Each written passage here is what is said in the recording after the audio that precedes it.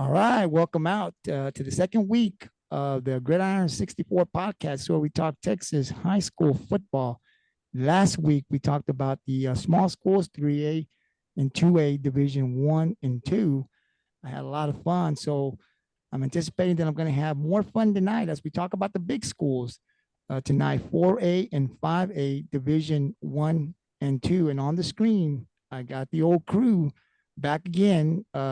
Top left this time, we've got Big T, Tony Pena. How you doing, T? I'm doing good, man. Ready to get this podcast going for to talk about these big schools. That's right. And on the bottom screen, we got Riddle McGriddle, TJ Riddell. How you doing, sir? Doing fantastic. Waiting to see who's going to win the district out of Sinton and Ingleside. And plus, you have the Flower Bluff and GP district, and also the Miller and Vets district. Could Carroll be on the rise? Could the Victoria schools take it this year? We don't know yet, but I'm excited to talk about that and many more to come. Yeah, and as I said, we added 10 more teams to the we had 37, so we added 10 for 47. So there's 10 new teams, not really around the coastal bend area, South Texas.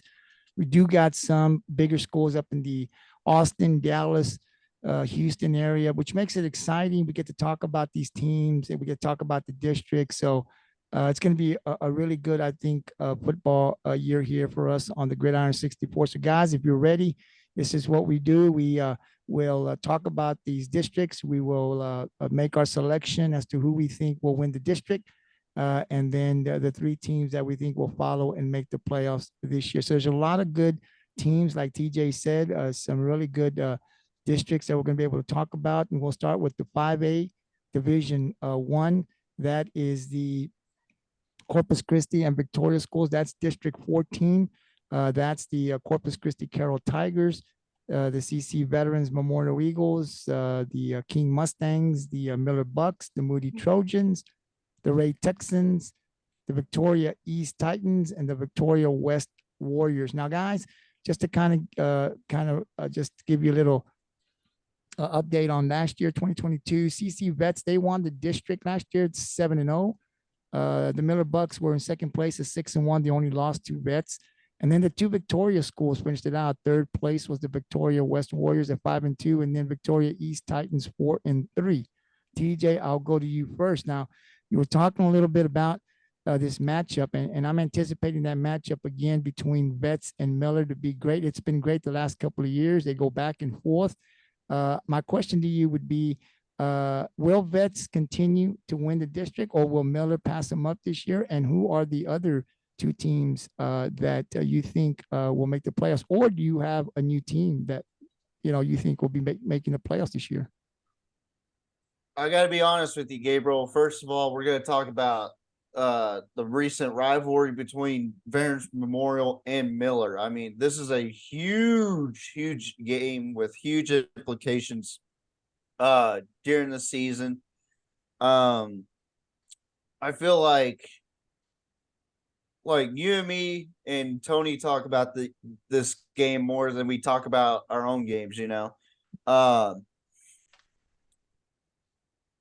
Veterans, what are they good at? They're good at being well disciplined, and though Miller may have the talent, Veterans is very hungry, and they're one of those scrappy teams that they're gonna hit you in the mouth regardless of what rank you are or what record you have. I think they have a very good system over there with Bittner over there doing his work.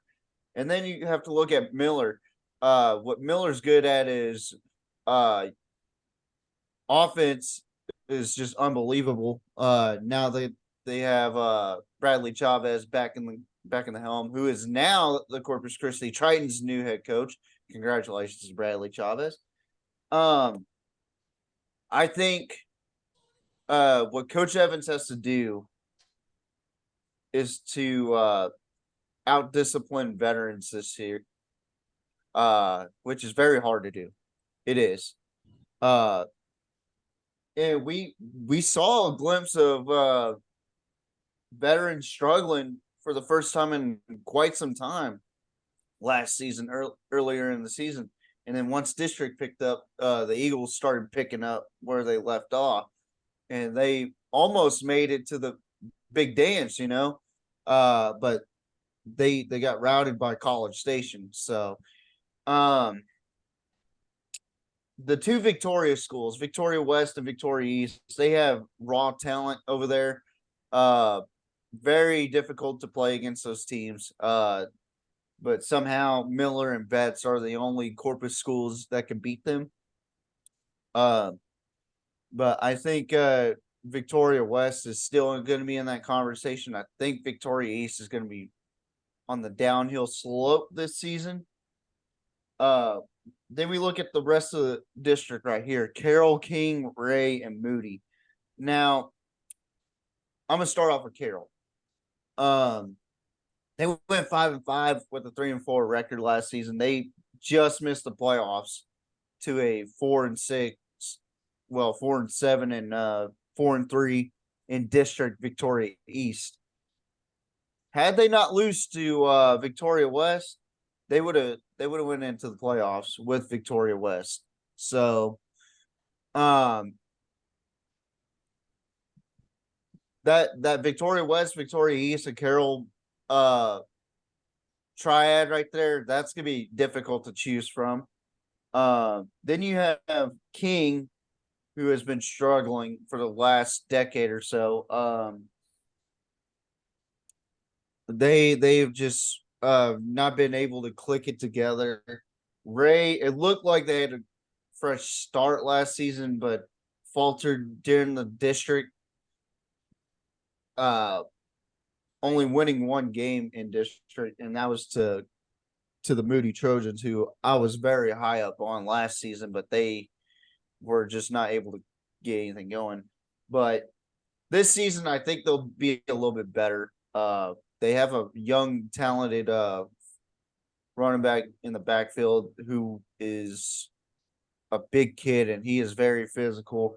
I saw a clip of him when Moody was scrimmaging Orange Grove, and I gotta say, Moody looks a little better this season. They look a little bit more physical. They look a little bit meatier, I think. But with that being said, my 4 teams are this. Number 1, I'm gonna have to go with the Veterans Memorial Eagles. I think it's hard to beat Coach Bittner in a disciplinary game. It's a military school. If people want to be real, this school is a military structured type of program. It reminds me of the days where Johnny Manziel was in Kerrville Tybee. If you didn't watch that documentary, watch it. They are built on structure, and that's one of the things that this program has that the rest of the district does not, and that is a military structured discipline, and I feel like Veterans will take the district again, but it'll be very close. Number 2, obviously got to go with Miller. Just the amount of talent that they have, and the brilliant offensive mind of Bradley Chavez and Justin Evans. I mean, Justin Evans is a brilliant mind, so I think Miller is the only team that can compete with Veterans this season. I really do think so. Number 3, I'm gonna have to go with the Victoria West Warriors. What can I say about these guys? They have talent, and nobody's even watching them. Nobody around here anyway that I know is watching the Victoria West Warriors. They are very skillful. They have sheer talent, and I tell you what, I talked to some of them the last couple of years in the All-Star game. They said this group right here coming up is going to be They're going to be lit, quote unquote. So they're going to be good. Now the question is, who's going to be the fourth best team in my district or in this district? Whew. First of all, you got Victoria East, who has been in the run in the playoffs for the last several years. And then you have Carroll, who was very young last season. And they're going to be on the come up. I'm going to take Carroll on this one. I think Carroll is going to surprise a lot of people this season by squeaking into the playoffs and beating Victoria East in this year's matchup.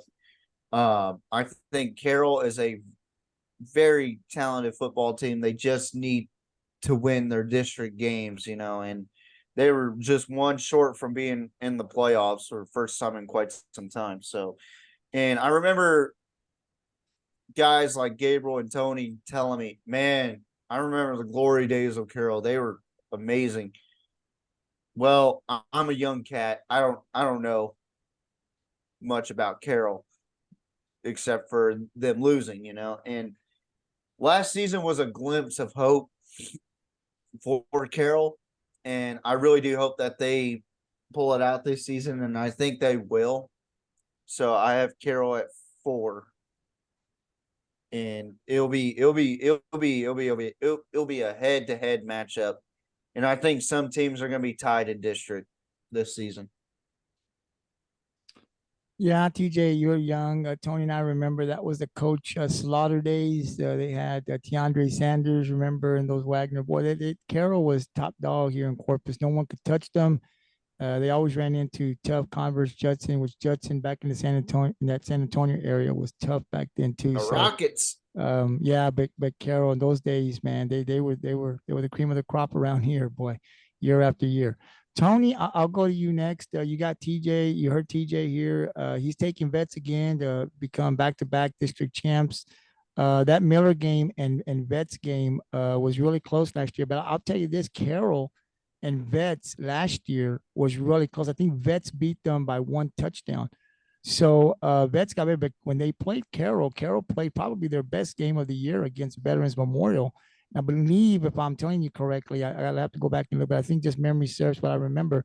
I think Vets beat Carroll, but only by a touchdown. So I think Carroll is up on the climb. I think they're going to continue to get better.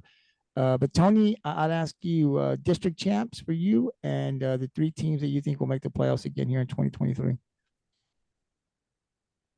Yeah, so let me get back to that page. Yeah, Yeah. 28-21, by the way. Carroll lost to Vets. Yeah, this is a big 5A district here in our area. Always fun to watch. A lot of great games. Yes, that Veterans game versus Carroll, that was a kind of a shocker, but like TJ said, it does show a glimpse of what Carroll has, and what they possibly can be.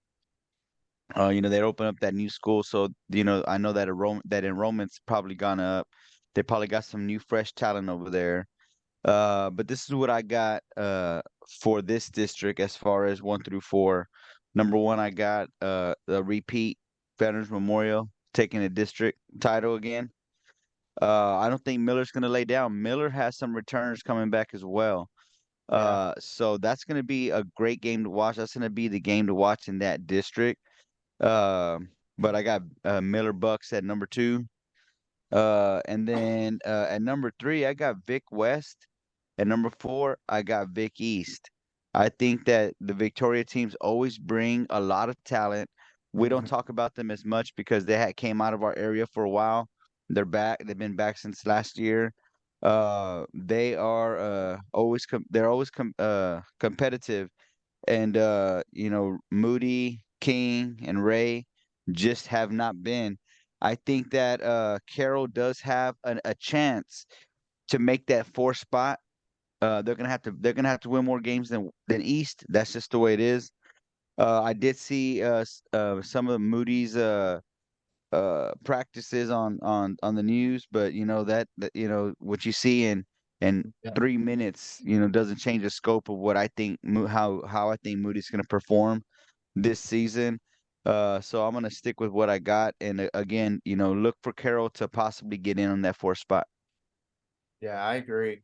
I mean, that 3, 4, and 5 spots very difficult to pick from. I mean, it's harder for the 4 or 5 spot than it is the 3 or 4 or 5 spot, because Vic West always usually gets to that 3 spot or 2 spot, and they're usually really, really good, So Vic East though, I I really like what I'm seeing out of the Titans, and but I feel like Carroll's gonna take that spot this season, but it's gonna be close this season. Even though East last season beat them 54-7, I still think that Carroll's gonna look at it and go, we're gonna kick their butts, So I feel like it's gonna be a good game this season. I feel like a lot of these games are gonna be really good this season. Even the Ray and King games, So it's gonna be very competitive this season. Expect some competition this season out of this district. Okay, guys, I'll give you my picks. Last year I went with Miller. Um, and I just felt Miller was the more talented with what we saw in week 1 when they played Rockport-Fulton. They just looked really strong. They looked like they were really deep. They had Lonnie out there, one of the best receivers in high school last year. So I just felt like they were going to win it. And Veterans was kind of struggling at the beginning, but then they picked it up. And I think that's what's the scariest part about when you see Veterans Memorial, a well-coached team, but the thing that always stands out to me about Vets is just their discipline. They don't beat themselves. You have to play great against this team for 4 quarters, and you really have to beat them because they don't beat themselves. And I'm talking as far as turnovers, penalties. They just don't do that. And I think that's why they win a lot of games. So they're very, very disciplined, very hard to beat. But those games between Miller and Vets have been great over the years, and I think this year is going to be great again. But I'm going to stick with the Veterans like you guys too. I just think that they're going to be it wouldn't shock me though if Miller beat them, but I just think Vets is going to be able to again win the district. It's going to be a good game. We're going to pay close attention when that game these two teams meet. But I'm going to stick with Vets. I just think they're going to be able to take it again. But it's going to be a really, really good close game. So we'll see if we here on the Gridiron are correct or if Miller will beat them. But I'm taking Vets at 1 as district champs. And then, of course, I'm going to go with Miller at 2. I just think they're the better team. I don't think Vets is that much better than Miller, but I think they'll win it. I'll take Miller at 2. I'll take Victoria West at 3, but I'm going to take the Carroll Tigers at 4. And it would not surprise me because I think Carroll is still right there. They're right there. I think they got a great coach. I think they got the right coach over there, got some young guys. Tony talked about the enrollment, the new school. So I think they're going to continue to trend up. But I do believe that they'll be better than 1, and they'll be good enough to beat one of the Victoria schools that will get them in to the 4th spot. But we'll see how they play against Vets. Remember, Vets just barely beat them by 1. We'll see what happens this year. But I do think that the Carroll Tigers will be there. So Vets at 1, Miller at 2, Victoria West at 3. But I'm putting the Carroll Tigers in the playoffs this year at 4. Before we go over to 5A Division 2, I do also want to say that we do got a guest. We got 2 guests coming on the podcast this evening. So on top of what we're doing, we're also going to have Ingleside Mustangs athletic director, head football coach, first year with the Mustangs, Travis Chrisman, will be here on the podcast this evening around 7:45, 8-ish or something. So we're definitely excited about having Coach Chrisman on. We'll talk to him about his 2023 Ingleside Mustangs and his thoughts on the season. I mean, there's high expectations over there for Ingleside. So we'll see, and we'll talk to him. And then we also, about 8:30 or so, we'll have 2 of his varsity players also join the podcast this evening. Receiver, I know it's the senior, J.C. Smith, but I believe the little brother, the sophomore, junior, Jordan Smith, will also be here around 8:30. So we got the Smith brothers, J.C. and Jordan, coming in around 8:30. Coach Chrisman will be here around 7:45 or 8. So on top of what we're doing, we're also going to have some guests, and we're going to talk some football, Ingleside Mustang football tonight here on the Gridiron 64. Yeah. So guys, we'll now go. That's the 5A Division 1 that we talk about in our area. Now we'll go over to 5A Division 2. Now we've got a couple of districts that we didn't talk about. We've never talked about. It's the first time we're going to talk about them because we added 10 teams, about 4 or 5 with the big schools, and we've got one out of the Dallas area. So we don't know much about them, but we do got. That's the South Oak Cliff district. That's 5A Division 2 District 6. So we're way up north here. But I'll just kind of give you a run of what happened last year. South Oak Cliff actually won the district. They went undefeated 6-0. Wilson came in second at 5-1. Seagoville, I believe I'm saying that correctly, went at 4-2 in third place. And then Hillcrest was the final playoff team at 4-2. So, Tony, I'll go to you. I know you and I were talking about this district prior to coming on. South Oak Cliff, man, we know about those guys. They're deep and they make a deep run pretty much every year. Who do you got winning the district and the 3 teams that follow to get into the playoffs? Yes. So of course the state champs, the defending state champs at number 1. I mean, it's hard to go against those guys. I remember just 2 years ago, they barely lost in the state finals, and then they were able to pull it off last year, seal the deal, and take the state title. So these guys are hungry. I remember hearing their story about, just the school that you don't talk about in the Dallas area, kind of not in a favorable area of Dallas. And when you see things like that where these boys get together and do something great like that, because that's got to be a great feeling. I played high school sports and never got the ring, but man, I could just imagine how much of a great feeling that would have been. So I know those boys, they worked hard to get that, and I'm proud of what they did up there in South Oak Cliff. But I got to go with them winning the district. They got a junior quarterback coming back, threw for 1,000 yards, and then they had a sophomore who threw for 500 more. That's also coming back. So on the ground, they lose their one of their ball carriers that rushed for over 1,000, but they got another junior coming back, Green. His name's Green Jr. So Oak Cliff got weapons coming back. It's gonna be hard. It's gonna be hard to beat that school. At number 2, I got Wilson. I don't know a lot about Wilson, because we don't talk about that area so much. I'm excited to talk about this area this year. The only reason I know about Oak Cliff is because they won state. I remember going to the state games, and there's some big boys up there. I'll tell you what. So I didn't get to learn a lot about Wilson, but I look forward to learning about them this season. I got Hillcrest at number 3, and then I got Seagoville at number 4. Yeah, and the first year I knew it was going to be a little tough, but like I said, we're going to continue to talk about these teams, and every year we'll probably add 5 more teams next year. We'll just see how this year goes, but we're going to continue to add more teams, as many as we can, that we can talk about. That this is a district, like Tony said, South Oak Cliff out there. We always see them just when they're playing the state championship game, but it's great to see the talent, and they're displaying it, in front of everybody. Talent that school has out there. It's a tough district. I mean, we've heard about the schools that are winning state down there in the Dallas area. There's a whole bunch of them, right? This year, last year, and the years before.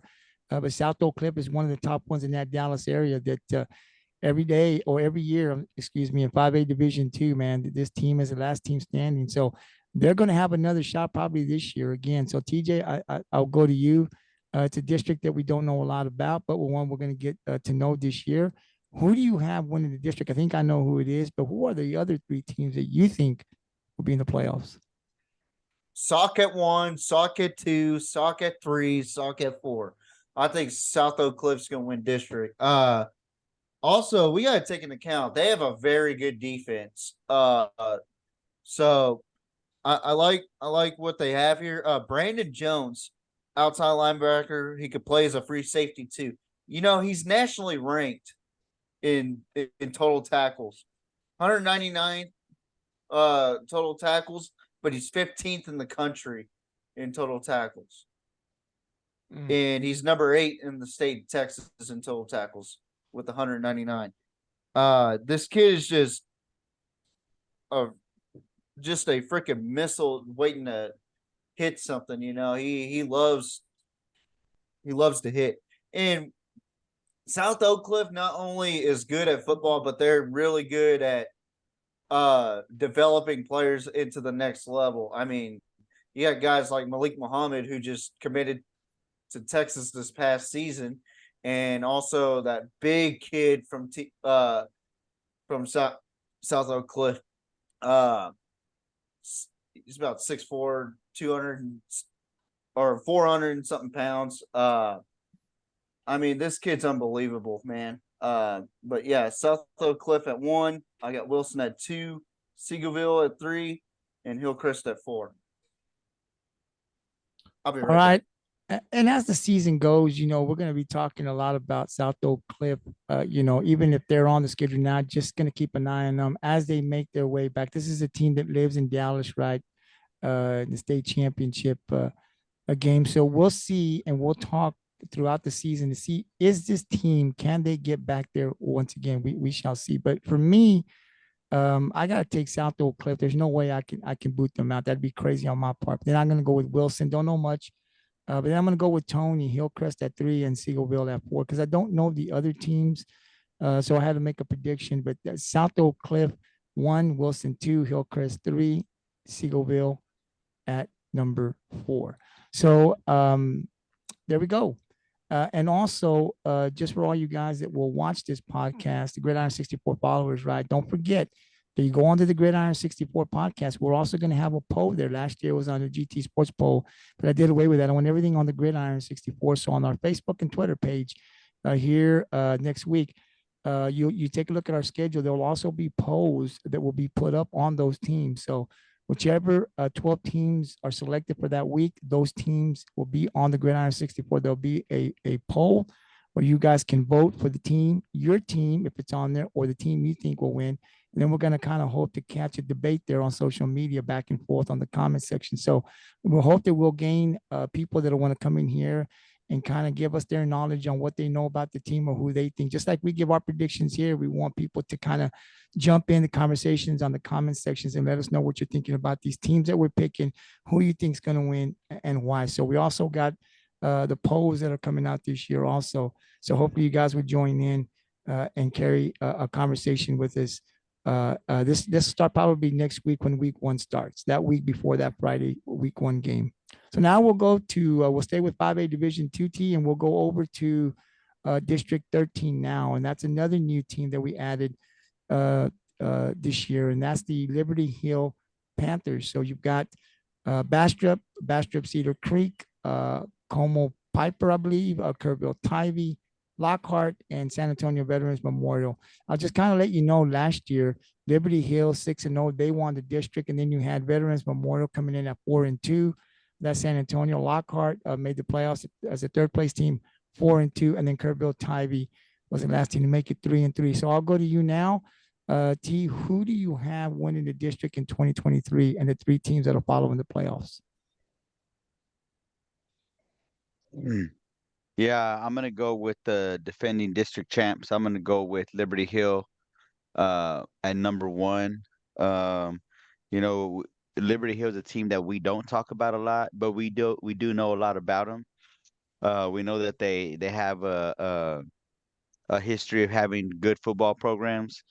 So I'm gonna go with them. I think they had a really great successful season last year, and unless something drastic happened, I think they'll have another a repeat of last year.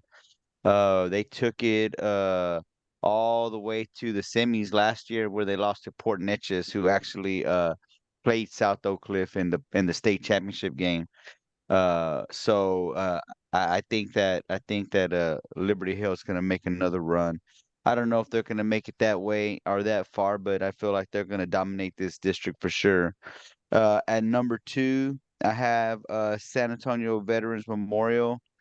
Number 3, I have Kerrville Tivy, and number 4, I have Lockhart.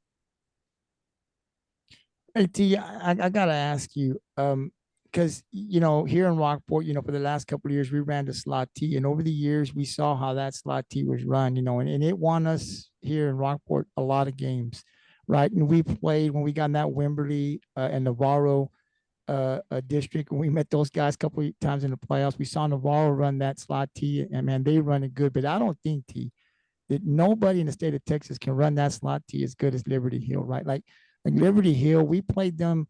I remember back in like 2018 or something like that. We played them. I believe it was in Seguin. I want to say I might be wrong, but I think it was in Seguin or somewhere around there where we played them. And we saw firsthand slot T against slot T, man, and they run it to perfection. I mean, they just run it 90% of the time. So my question to you would be, has Liberty Hill won the state title in the last 5 years? I know they've been there, but I think they lost. I just want to see. I know they got to the championship, I guess, maybe a year or two ago, but I think they lost, or maybe I want to see if they've won a title in the last 5 years. Yeah, I mean, they were close. They were in the semis last year when they lost to Port Neches. Let's see. And they lost to South Oak Cliff in the state championship game. They lost to South Oak Cliff. What year was that? That was 22. 22. Okay, I remember they got this. So or here's 21. It was in 21. I'm sorry. 21. Okay, see, I knew it was a while back. So they get to the state championship against Oak Cliff, right? But they lost. And then they get to the semis last year, you said?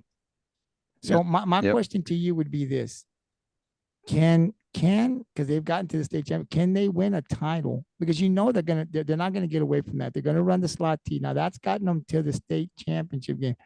Can a team like Liberty Hill win the state title with about 90% run, like they run the slot T? Do you think that they can win? Do you think a team can win just running the ball? I absolutely think a team can win running the ball if they perfect it the way Liberty Hill does. I think what that does to teams that try to go all air raid, it slows the game down. You know what I mean? It puts you in control of the time and the clock, and it gets your receivers. It gets the receivers on the other team, the quarterback on the other team, to cool down while Liberty Hill staying hot on the field. I absolutely think that's a possibility. I mean, if you think about 90s and early 2000s football, it was all about running the rock, hit is ground and pound. It's been a lot more air raid, this day and age, and you see it in high school, you see it in college, and you see it in the NFL. I mean, look at all the great running backs from the NFL, in the 90s and the early 2000s. It was all about running the ball, and you had your few receivers that really stood out. I think Liberty Hill plays old school style of football, and I think that style does still have a chance to win a state championship. Of course, they're gonna have to have a few tricks. Defense is gonna have to be solid. I mean, you're gonna have to have a solid secondary to stop those teams that you're playing against at that next level in the playoffs and hold them down. Got to be able to hold those receivers down that are going to college. I mean, like uh, uh, TJ said, they got that kid from Oak Cliff going to Texas. So they gotta be able to have somebody on defense that can stop guys like that. But absolutely, I really do think that they have a chance to win a state title with their style of play. So I'll ask you this. I think you got to have a really good, solid defense, because when I've seen the slot T in these last, 8 or 9 years or 7 years, right? We saw Rockport run it. We saw Navarro. We've seen Liberty Hill run it, right? It gets you in a rhythm, right? It's just a rhythm. Those big boys get going. They start pounding. And I think it's a rhythm. You just got to get in the flow. When you get in the flow, and I think the thing I like about the slot T is that you manage the clock, right? You got to be very disciplined, because you can't get those 10-yard holding or clippings and get you back 10, 15 yards, and then you're in trouble because you really don't pass a lot, right? So it's being disciplined on offense, not getting those penalties. But man, 3-4 yards, then you break a big one. But it's just that rhythm that you get going. Those big boys get going, and I just think it's control. You're managing the clock. I mean, you score, you take 5-6 minutes off the clock. The other offense you limit. I don't care how good the other offense is. The other offense, they're probably going to get 5, maybe 6 possessions of the game. So if your defense is good, it gives you a great opportunity to win. So I personally like the slot T, man. When I saw it, I thought, man, if you're disciplined, I believe like you. I mean, it's gotten Liberty Hill to the state title, so I don't see why they couldn't win it. They didn't, but I think they could win, especially a team like that is just built on running it. And they're probably the best team in Texas. That no one runs the slot T better than them. Now, I'm probably just that's my opinion. It's not a fact; it's an opinion. But Well, I've seen them run it, and boy, they I've seen it firsthand. They're good. I'll tell you what, yeah, I'm looking at their last year stats right now. They had three guys over 1,000 yards in rushing, and one of them over 2,000. I mean, how many teams in the state of Texas have three guys over 1,000 yards, one of them at 2,000? You know what I mean? And they were all juniors. They were all juniors last year. That means you got those three guys coming back. They had two more guys running the ball that were just under 600 yards on the season. So think about that. The quarterbacks, none of their quarterbacks threw for over 200 yards. So you already know these guys are going to run the ball. They're going to run the ball down your throat, and they're going to control the clock. And you're going to, if you're on the other team, you got to find a way to score quick. So that really helps the defense out. The defensive coach, he knows, hey, we're gonna hold the rock, and these guys have to score quick. They're gonna throw the ball. So I think defensively, it's easier for a coach to be able to prepare for that. But again, you got these D1 prospects when you get to that next level and this 5A or what do we have? Yeah, in this 5A division that are going D1, you got to have somebody on your defense that can stop those guys. That's still a challenge that they're going to have to be able to overcome. But man, I love watching football like that. Yeah, it's going to be good. And we're going to talk about Liberty Hill throughout this football season. It's going to be a lot of fun. T. My picks, Liberty Hill 6-0. I mean, they're going to win it, right? Veterans Memorial. Did I already make my picks? I forgot. Did I make my picks or no? I don't No, no, think I no. did. I went. I went. Okay. So I'm going to go ahead and go Liberty Hill 1. I'm going to take Veterans Memorial at 2, but I'm gonna go Tybee at 3 and Lockhart at 4. Like I said, we don't really know a lot about this district. Next year we'll do a lot better, but I'm gonna take Liberty Hill at 1, district champs, Vets Memorial at 2, Tybee at 3, and Lockhart at number 4. We'll get TJ's picks when he returns back here in a bit. Now we'll stay at 5A Division 2T. We'll go over to the District 15. That's the district that's here in our area, also in the Valley. You have Brownsville Porter in that district. You have Corpus Christi Flower Bluff, Ed Couch Elsa, Gregory-Portland, Mercedes, Far Valley View. This has been a great rivalry between Flower Bluff and GP last couple of years, right? It's really hard to pick who's going to win the district because, both of these teams, now GP has been relevant here this last year too. Flower Bluff was GP was down here the last couple of years, but last year, and this year they're going to start coming back up now. So the Valley schools, here's how it played out. Last year, Flower Bluff won the District 5-0, GP second place 4-1. Then you had Mercedes at 3-2 in third place, and then you had Ed Calchelsa finishing it off at fourth at the district record of 2-3. So I'll go to you, and I'll say, who do you got winning the district, and the 3 teams that follow? Mm-hmm. Of course, I got to go Flower Bluff. Flower Bluff played. I think in our area, I think they went the furthest besides Refugio going to state, of course. I think Flower Bluff did go the first. They actually played Liberty Hill in the region finals and lost 63-43. So it was a high scoring game. I mean, when you talk about a team like we talked about with Liberty Hill where they run the ball and Flower Bluff's a passing team, you just don't have enough time to catch up. But they did score some points. They scored some points. So I got to go with Flower Bluff at number 1. And then I got GP at number 2. And last year, let me look at that real quick. Yeah, last year that was a good game. That was a game that I thought I actually picked GP to win. Where there was only 2 points that separated the win on that, and Flower Bluff came out victorious, but it was a close game, 36-34 last year. So I got GP at number 2. You never know, GP might pull something out of a hat and get that, and if they do, they become number 1 all of a sudden. So that's gonna be up in the air. I'm going Flower Bluff this year. I went with GP last year. I had a whole lot of confidence in GP to win last year. Um, Flower Bluff proved to me that they could get deep twice. So I'm gonna go with them, and then I'm gonna go GP. I'm gonna go with Mercedes. They're probably one of the more dominant teams down there in the valley. Uh, you don't see them getting to state titles, but you do see them making runs year after year after year from the valley. So I'm gonna go with Mercedes at number 3, and I'm gonna go with Ed Couch at number 4. I was reading up on some articles during the week when I have time, and one thing they've talked a lot about is that GP defense, right? It's supposed to be a lot better this year.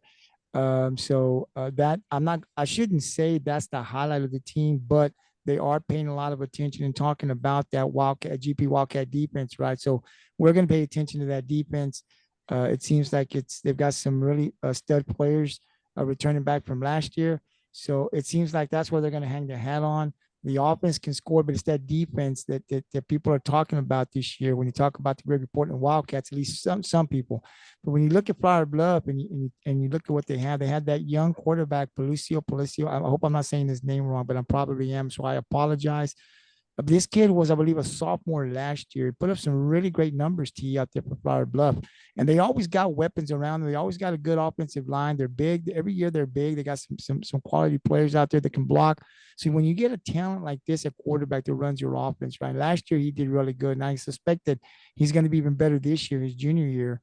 And then they always got weapons on the outside. And if he has that this year, man, that team is really going to look tough to beat, right? But there's always a good matchup. I believe GP and Flower Bluff. It'll be one of those two teams. I think they're better than the teams from the Valley. I know you talked about Mercedes being a top team, but I don't think Mercedes this year will be better than Gregory-Portland or Flower Bluff. Which leads me now to who's going to win the district. Is it going to be GP, Flower Bluff? Well, I'll tell you what. I've been going out on the limb. I went out on the limb. Usually I play it safe, guys, and I just say, look, I do my research, and I don't go out of the box, right? I take the safe picks, and it's worked for me. But this year, I said, no, I'm gonna go a little over, not over the edge, but I'm gonna lean more towards the edge. I'm gonna go with the GP Wildcats. I'm gonna go with that defense. They tell me that defense still wins championships, right? So I want to see that quarterback from Flower Bluff and that offense take on what I'm hearing right now is going to be a really good GP defense. So I'm going to take the GP Wildcats at number 1. I'm going on the edge. It's really not going out on the edge because these teams, like you said last year, they're pretty even. It really just depends on injuries, I guess, and who's hot at that time. But it's going to be a good game between both these teams. I'm going to take the Wildcats at number 1, Gregory-Portland. I'm going to take Flower Bluff at a close 2. And then I'm going to go ahead and go with Mercedes because I agree with you, T. I think Mercedes is the better team, the best team in this district from the Valley. Then I got to go with Ed Couch Elsa at number 4. So again, Flower Bluff at 1. Gregory-Portland at 1, Flower Bluff at a close 2, Mercedes at 3, and Ed Couch Elsa at number 4. All right, T, that kind of we're done with the 5A Division 1 and 2. We'll now go to 4A Division 1, and as we get closer to 7:45 and that 8 o'clock hour, when Coach Chrisman comes on, we'll kind of just stop where we're at as far as our predictions, and we'll do the interview with Coach Chrisman. And then once we're done, if we have some time, we'll jump back on it before the boys, the Smith brothers, come on. So if they come on and we still got some predictions to do, then we'll follow with our predictions after the interviews. But T, right now we'll go to 4A Division 1. We've got District 15 and District 16. So let's start off with District 15. This is 4A Division 1. You have the Beeville Jones Trojans. You have Floresville. You have Lavernia, Pleasanton, Port Lavaca, Calhoun Sandcrabs, and the Rockport-Fulton Pirates. So I'll go to you. Last year, Rockport hyped up, predicted to win the district. That didn't happen. And we talked a little bit about that after the season, but now there's a new coach there in Rockport. We're here in Rockport because we're in Rockport. This is a good, tough district. Port Lavaca coming back with some young guys. I think Lavernia was kind of young, and they won the district last year. So you have Lavernia winning the district at 5-0 last year. Then Pleasanton at second place, 3-2. Then you had Calhoun, third place, 3-2, and then you have Beeville making the fourth place team the playoffs as the fourth seed at 2-3. So I'll ask you, who do you got winning the district in this tough district, and the three teams that are following the playoffs? Looking at Lavernia's stats from last season, yeah, they got a lot of young players. Most of the guys that carried the weight on the offensive side of the ball are coming back. They lose a senior who rushed for 410 yards, but that's not significant. They spread the ball they spread the ball around between. I mean, it's pretty 50-50 on the ground and in the air, and they spread the ball around well. And they got a lot of guys coming back. They had a 1,000 yard receiver, C. Schmid. He'll be coming back. And on the ground you have several guys that are juniors and sophomores that are coming back. So I gotta go with Lavernia. Uh, then I got Beeville at number 2. Beeville does lose their quarterback, but just the way Beeville has showed up at the end of each season, just the last 3 or 4 years, and sneaking into the playoffs, and really just ending their season on a high note. I think Beeville will do it again. I got them at number 2. I got Port Lavaca at number 3. And I think Port Lavaca could even be number 2, but I got Port Lavaca at number 3 right now, with the possible number 2. And then in the 4th spot, I have Pleasanton. I got the Eagles at number 4. You didn't give no love to our hometown, man. Ah, man, we got a new coach. I heard about some kids not playing. I know what they graduated. It's gonna be a tough season for Rockport, man. It's gonna be a long, tough season for Rockport. Now, I hope I'm wrong, and I can be. But if my gut proves me right, it's gonna be a long, hard road for Rockport this season in football.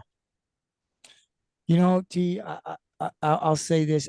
We do another podcast, the Pirates Co podcast, and that just is about here, our sports here in Rockport, where we cover football, basketball, baseball, softball here in Rockport, and we have a crew that does the Pirates Co podcast. But I did have the new athletic director, head football coach, Coach Jacob Bible, on the podcast. He's gonna come on every Thursday during football season, and I was really impressed with what what he was saying, and the type of offense and defense he's going to run. I guess the key is how well will the kids pick up the offense, the defense, and stuff. It's always difficult when a new coach comes in, new system and stuff. But last year, remember this, and this is the thing that's been playing in my mind, right? Since I knew we were going to talk about Rockport here on the Gridiron. Last year there was all this hype, and we didn't live up to it. There's no pressure on the kids at all. There's no pressure. Nobody expects you to win the district. Nobody expects you to be in the playoffs, right? They don't. I mean, they don't. Everybody I talk to now, I don't think we're going to get there. I don't think we'll get there. I know part of this is I love the Pirates and I want to see them in there, but I'm going to take a leap. I'm going to put them in the playoffs this year. I am. I haven't seen them practice. I haven't seen them play. I've heard some stuff from coaches and some of the players, right? But I think there's something to be said. Man, we don't have no pressure on us. We just go out there, we have fun, and we play, right? So to me, and I'm really going out on a limb here, T. I'm taking Port Lavaca at number 1. I know they were tough. I mean, they had a really, really long season. I mean, they really got hot toward the end and made a statement. But I'm going to take Port Lavaca at 1. I'm going to take Lavernia at 2. I'm going to take Beeville at 3, and I'm going to put the Rockport-Fulton Pirates at 4, because you remember last year we beat Pleasanton. Now I know it's a different team. I know our defense is new. We got some guys coming back, and there's a lot of new guys playing new positions. But I'm going to go on. I've been living on the edge. Dang it, I'm going to live on the edge. I'm going to put my Pirates at number 4. I'm going to put Beeville at number 3. I'm gonna put Lavernia at number 2, and I'm gonna put the Calhoun Sandcrabs at number 1. So, did you want to say something about the Pirates, Tony? Here's the issue that I have. Um, you have a new coach, which doesn't mean anything bad. That I don't think that means anything bad. I think that that's good. Movement and change is good. One of the things that I have a problem with is, I remember when Hal uh came into high school as a QB, receiver, uh, and then he became a receiver, the rest of his career. And now he's throwing the ball again. At the varsity level, you go from being a receiver the last 2 years. He was a quarterback before, goes to being a receiver. I mean, a receiver for the last 2 football seasons that he played in, and now it's going to be under center or shotgun, whatever they decide to run. And I think that's tough. I think that's tough with no snaps. Any of the previous 2 seasons to go to the varsity level in a district this tough and try to win games. I think that is going to be the hardest thing, and it doesn't have nothing to do with the kid's talent. He's talented. I've seen the guy throw the ball. The guy can throw the ball. But it's a big ask. It is a big ask. What I will say is because of uh last year's team being so young, they do have a lot of returners. Their offensive line is young. Well, they won't be young this year. They have some seniors this year, but they have a line coming back. I mean, I think they lose their center and their right guard, but I think everyone else is coming back, and they had people who filled in those positions throughout the season. So that's the thing they have coming, going good in their direction this season. But I think that's a big ask out of a coach to have a receiver just step in varsity year. I mean, senior year to be the QB. Yeah, Hal is a junior this year, and I agree with you too, T. It is a tough ask. A kid that played quarterback in junior high, I believe, and his freshman year, and then he went to receiver. Learning that playbook, a new playbook. There's going to be some uh, some growing pains. But last year I thought we were in every game. I remember watching Beeville, man. We had them beat. We started off 14-0, and then we lost that game. We beat Pleasanton. We were there calling that game in Pleasanton. That was great. We won it with a final call to get the 2-point conversion and win. But we were in just about a lot of these games. We just couldn't pull through. So I think you're right. I'm just, I guess I love the Pirates, right? I'm going to put them in fourth, but you're right. It is a tough ask for these guys. There's a lot of young guys. So we'll see what happens. But I've been living on the edge. But this is a very tough district. It is, and by the time the Pirates get into the district, their non-district is probably tougher than their district team. I mean, they're playing 5 playoff teams last year. It's going to be tough. So by the time they get to district, that district to me, if I was on that team, I'd be wanting to play that district and get out of that non-district. So it's going to be a tough non-district, but by the time they get to district, they would have already played tough teams, and I'm hoping we'll help them. They'll improve every week, and we'll see where the chips fall. TJ, I'll go to you. We're talking about the 4A Division 1, District 15. That is the Beeville, Floresville, Lavernia, Pleasanton, Port Lavaca, and Rockport-Fulton. Who do you got winning the district and the 3 teams that follow into the playoffs? So here's my number 1. I'm gonna go with Lavernia. I see PLC making a comeback, or not a comeback, but they're gonna make some strides this season, but I don't think they're gonna beat Lavernia. Lavernia is just too good right now. They have a loaded roster coming back, so I think they're gonna be pretty good.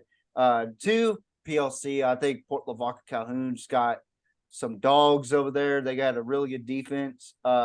They just scrimmaged Ingleside the other day, so I'll have to check into my huddle account. For those that don't know, some of us has-been still have a huddle account, so we pay attention. But yeah, I think Port Lavaca is going to be a tough team to beat, solely based on the run offense that they have. They have some ballers that on that offensive side. They're still young, but I think they're a young, seasoned veteran team. with Coach Whitaker over there, I think the sky's the limit. And a five win streak run with Port Lavaca was amazing last season. I'm not gonna lie, that was a heck of a run. Number 3, I'm gonna go with the Pleasanton Eagles. I think just like Port Lavaca, they're gonna have a bounce back season. They went mediocre last season, but I think they'll be better this season. I don't see them dropping out at all. They're going to be competitive. Number 4, I have the Beeville Trojans. I don't see what's going to be good for Floresville, and I don't see what's going to be good for Rockport. I don't have Rockport in the playoffs. I don't even have them. I have them at dead last this season because, for one, you're coming in with a whole new scheme, both offensively and defensively. You lost quite a bit on offense, and you lost Ace Seibert. You lost Devin Phillips, the workhorse of Rockport. I mean, this team is fresh. They are a fresh bunch. They're young. Sam Howell at quarterback. I mean, he is learning how to get back to those roots. I've talked to him when we were looking over the 7-on-7. Me and Gabriel were. But man, I just don't know if Rockport's going to be that great this season because they have a young team right now playing against teams that have veterans. Even Floresville, they have veterans. I just don't think they'll beat Beeville or Pleasanton or Port Lavaca. I just think that if Rockport's going to win, they're going to have to be creative this season. And what do I mean by being creative? They have to, first of all, they got to give what the defense is giving them by giving easy play calls to Sam Howell so he can get fresh during the season. And then once district rolls around, because they are going to play against some really high quality teams like Ingleside, Sinton, Flower Bluff, Miller in the beginning of the season, and that's going to take a toll on that offense, and it's going to take a toll on Sam Howell. And I'm sorry, Gabriel, but I'm going to have to disagree with your biased playoff structure. But I think if Rockport's going to win games, they have to be creative like they were in the Ingleside matchup last season. They were very creative. But I'm not discounting what Jacob Bible has done in the past or what he's going to do for Rockport. It's just right now with a new fresh crop, with a new scheme, I just don't see how Rockport could make it to the playoffs. I really don't. For Floresville, they really have struggled in the last several years. I really think that the Tigers are really going to struggle again this season. But I think the team that is going to struggle the most is Rockport because new coach or new coaching staff, to be honest, because Robbins is gone. Quite a few coaches have left, so Hey, you just better worry about Ingleside being Rockport. They haven't done that in quite some time. So instead of talking about the district, you just need to be worried about your Mustangs beating Rockport because I know you're not taking shots right now. You said last year y'all were going to win and Rockport beat them. So you got to worry about Ingleside beating Rockport when they play in week 3. Come on now. I tell you what, Gabriel, you better tell that to Coach Chrisman when he walks in. But I tell you what, you are right about that. When Rockport plays Ingleside, I don't know what it is. They turn it up a different level against Ingleside. I am definitely excited about that game this year because we might hang 40 on y'all this season. I'm just gonna put that out there. Look, if you don't win that game, TJ, I'm gonna tell you, because you should win it, right? So you should win. It's Yeah. a winnable. Ingleside, It's okay. supposed to be a win. But Yeah. if they don't, if Rockport beats Ingleside, you need to wear my pirate hat on the podcast. I have a Rockport Pirates hat. I just haven't worn it in a while, and that thing is rusty. So, There you go. but ladies and gentlemen, look who has arrived. What's up, Coach? What's happening, man? Just got off the field. Coach, Ooh, hot day. thank you for coming on and joining us on the Gridiron 64 podcast. This is Ingleside Mustangs athletic director and head football coach, first year here at Ingleside, Travis Chrisman. Coach, how you doing? I know you got out of practice, so we're not going to keep you very long. We know you got to get home and get ready for a scrimmage. So thank you for joining us. We do have two of your players coming on 30 minutes after you. Okay. I think it's JC and Jordan Smith. So we're going to talk more Ingleside, but I'm going to pass it over to TJ. We've got a few questions for you, Coach. TJ, go ahead and let Coach know what you got on your mind. Let me just be the first on here on the Gridiron. Welcome, and it is an honor from one Mustang to another to talk to you, Coach. But my first question: with a 4-year vet like Aiden Jacobson, what do you see out of him? Do you see a leader? Do you see just a star up and coming? What do you see in him this season? I mean, first off, he's a stud. Everybody knows that.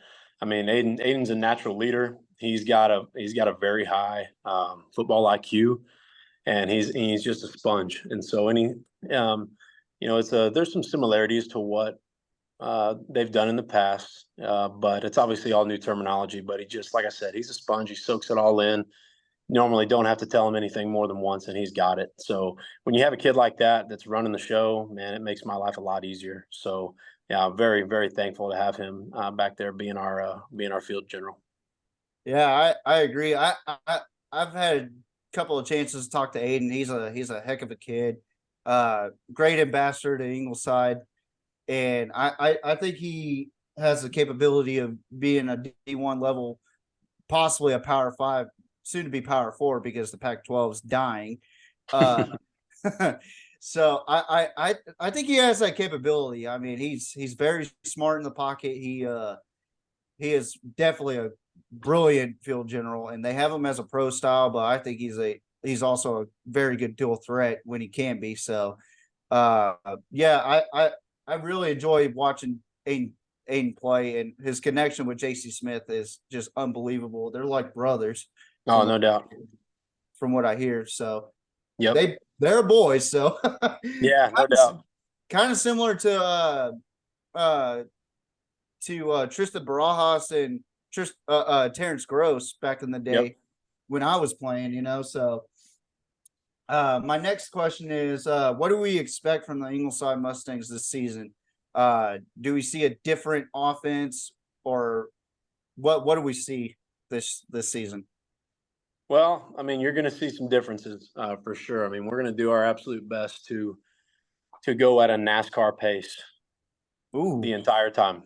So I'm an up-tempo guy. I want to go as fast as possible. I mean, obviously, it's a little different when you have a much smaller roster than I'm used to the past 3 years. Right.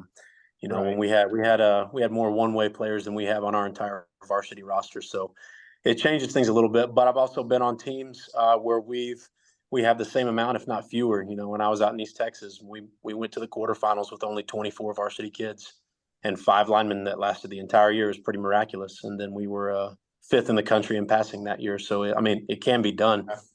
And I think that we have the guys that can do it. We're not going to overpower anybody with our size on the O-line, but we're quick and we're explosive. And we've got the same thing. We've got some good kids out at receiver too. So I'm really excited about what these kids are capable of.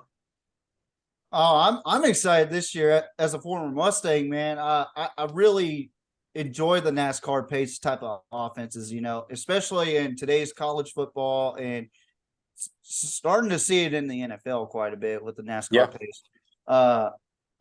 I have seen it quite a bit when I was playing in high school, but you're starting to see it a lot more.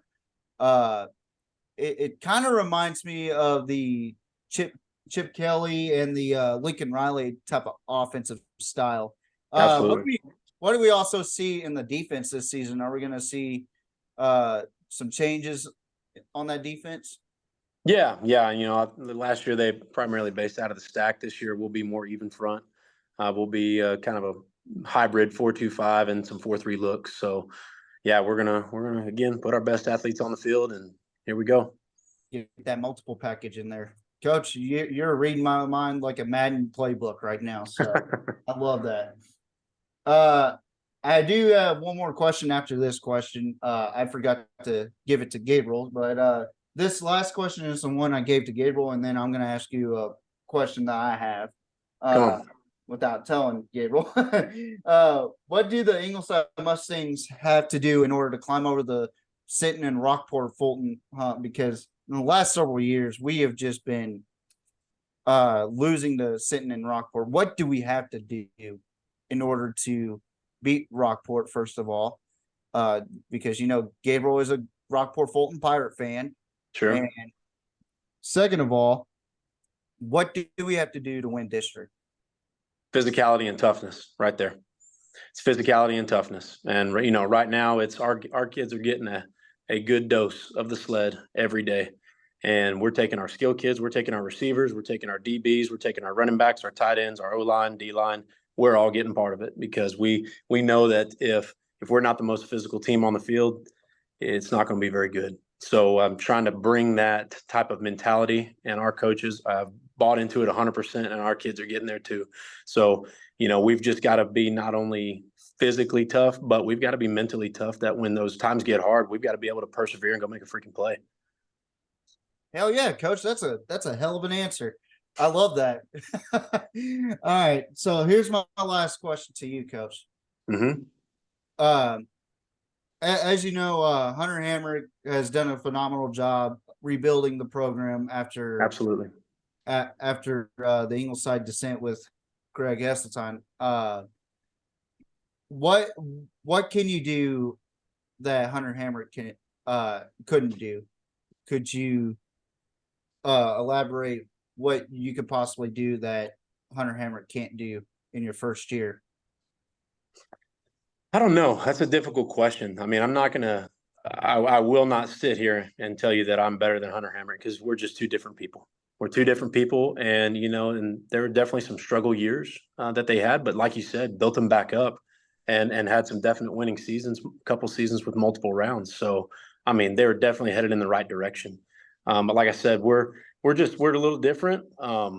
I'm very, just to talk about me, and I'm not saying this is differences between ourselves, because I barely know the man. I've talked to him once or twice, but that's it. And it seems like a great guy. But, I'm a high energy guy. You're going to see me flying over the sidelines all night long. Defense, offense, doesn't matter. I'm going to be the first one jumping up, going through my legs and dunking on JC after a touchdown. Like, that's just who I am. I'm going to be high energy. I'm high energy. And so, I think that's going to feed to our kids and to the, to what we have. And I'm a big culture guy. So I'm trying to, get our 5 core principles installed throughout our entire athletic program, and not just football, and just try to keep this train rolling. Yes, sir. I really enjoy what you're doing so far. It looks like the offense is exploding out of the gate from what I've seen. And I don't know if you know this, but I shared a clip of what Aiden did. He did a no-look pass in the Calhoun scrimmage. Yeah. I shared it and I tagged Coach Jason Brown. I don't know if you know who that is. He was on Last Chance U. Yeah, I tagged him in it. He liked the tweet. Hopefully he takes a look at your boy. And I'll tell you what, Aiden's going to go places with not only with David McHugh's knowledge and your knowledge, but if he could get some knowledge from Jason Brown, who is a JUCO guru, in my opinion. He's got some guys in the NFL right now, Jermaine Johnson and so on and so forth. But if he could give him some tips and pointers on his highlights, that would be great for Aiden, I believe. And I think Aiden's a Power 5 capable quarterback. It's just, will the schools come to him? Right. is the big question, and down here it's very difficult to get the spotlight over San Antonio and Dallas and Austin and Houston and so on and so forth. Even Waco, where I'm from, so it's very difficult for kids like Aiden down here who have heart and tenacity, just like a Jaden Pelucio and a JJ Acosta and so many other names around here.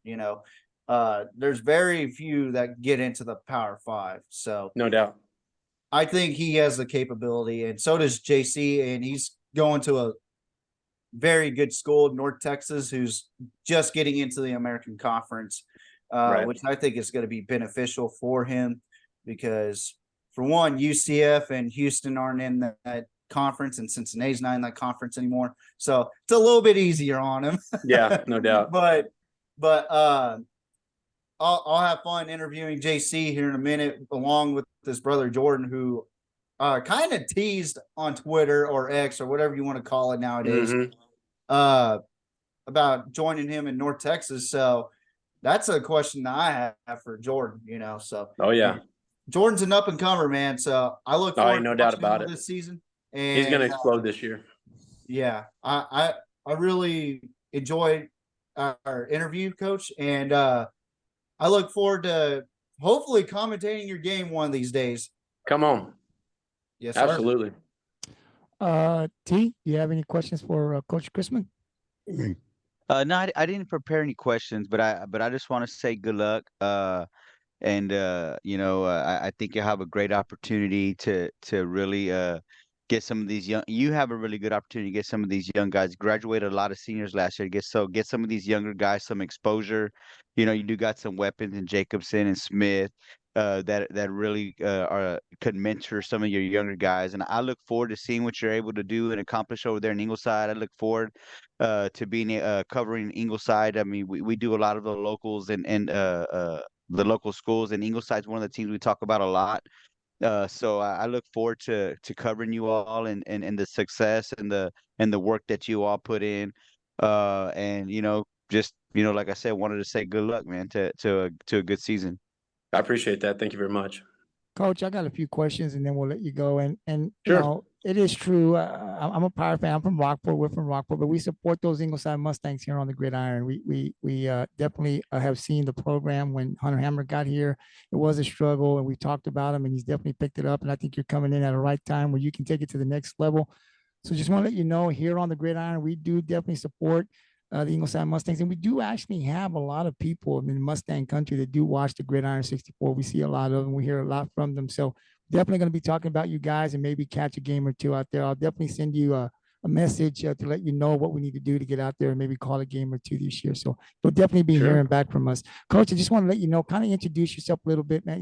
I don't know if you were from Ingleside, but just tell us a little bit about Travis Chrisman. Where did you graduate high school? Where did you go to college? And how did you get involved in coaching? So I'm the son of a coach. Both my mom and dad are both educators. Dad did it for 42 years, I believe. And they're both retired now. We moved to Ingleside right after I was born. We were here for 4 years, left for 3, and then came back for 9 more. And then we left Ingleside in 2006 after my sophomore year. And then we moved to Comfort in the Hill Country and graduated from there. And then from there, went and played quarterback at Eastern New Mexico University in Portales.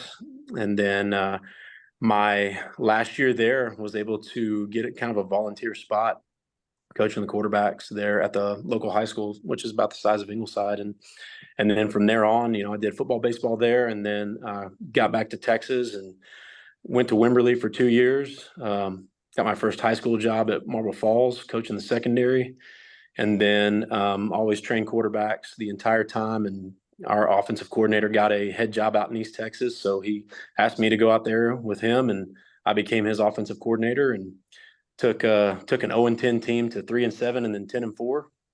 And then, like I was telling TJ, we had an explosive year. We were top 10 offense in the country, threw for over 4,800 yards and 63 touchdowns, and just had an unbelievable season. And then he left and took a head job, and they hired me within, and became the head coach at 27 years old.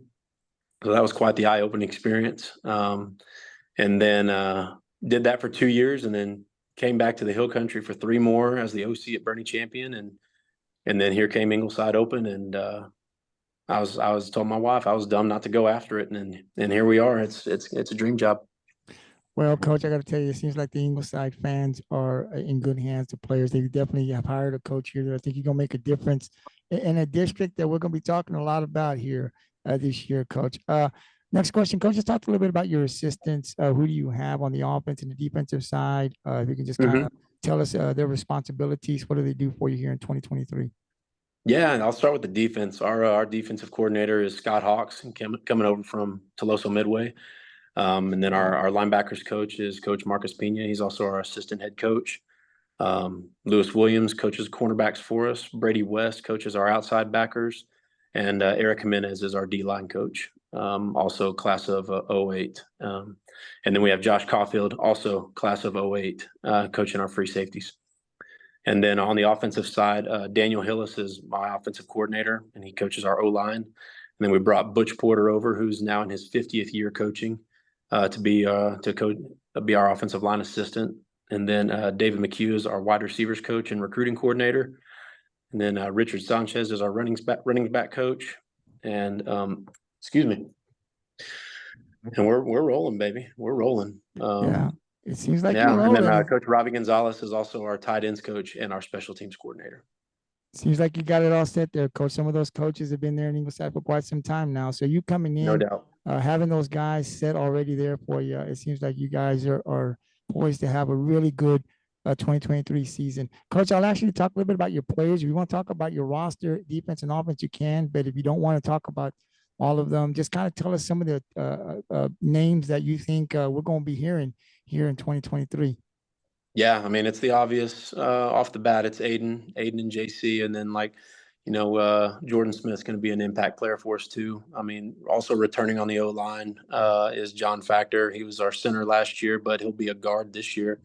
And then Wade Johnson's a two-way starter for us, who's a very explosive football player at defensive end, and he's also going to be our left tackle. And then, I mean, secondary-wise, we've got a pretty much an all-new secondary. JC played a little bit last year as well as Jordan, but they'll be back there. We're also looking at Jay Suerta to make some contributions there. And then David Corvier in the middle at inside linebacker. And then we've got a bunch of younger talent that we're developing right now. We've got a bunch of new guys on varsity. And we got a little bit of speed coming from our sophomore class too. So we're looking to develop that. But it's just kind of getting over the hump of all of our JV kids that were on JV last year who did not run a spread offense, just kind of teaching them the ins and outs of it. So it's a little bit of more of a learning curve for them than our returning letterman, but they're catching on. That's great to hear, Coach. Yep, I have been on that side where I've had to learn from going wing T to a spread offense when Craig Hesseltine was our coach, and Matt David was a senior when I was a freshman. So it was very different because I'm so used to the quarterback being under center, Right. The fullback getting the ball quite often. I was fullback and middle linebacker up in Central Texas, a little town called Moody. I was told to play cornerback and inside receiver. I was like, what? but no, I completely understand what you're saying with the JV learning the spread offense and them just knowing the basics of the of what they ran last season. It's definitely it's a difference maker, especially when guys go into different positions. I've talked about this so many times before in the past where it's harder to transition when you're a middle linebacker to a corner or a corner to a middle linebacker. I think it's easier to transition from a corner to a middle linebacker than it is a middle linebacker to corner. I think corner is the toughest positions to play. And, I agree 100% that it is a difficult task to either learn or teach somebody the spread offense when they've never ran the spread offense, So, yeah. I mean, you could have the knowledge, you could have the knowledge, but actually performing it and learning it is a different breed, No doubt. I full-heartedly believe you there, Coach. Coach, talk to us a little bit about your non-district. About another week or so, you guys will be playing in your non-district. What do you want to see from your team in this non-district before you get into district? Well, as long as, the main thing is we want to get better every week. Are we going to be perfect in week 1 against Mathis? Not a chance. But are we going to play hard? We're going to play physical and make plays when we need to make them. And if we can just keep building on that every single week, rolling into district, I feel like we're going to be in really good shape. Thoughts about the district? You got Sinton in there. Ingleside and Sinton. Last game of the regular season last year came down to the district title. I truly believe that Ingleside will be competing for another district title this year, and I think it's going to come down to that last week. Ingleside and Sinton.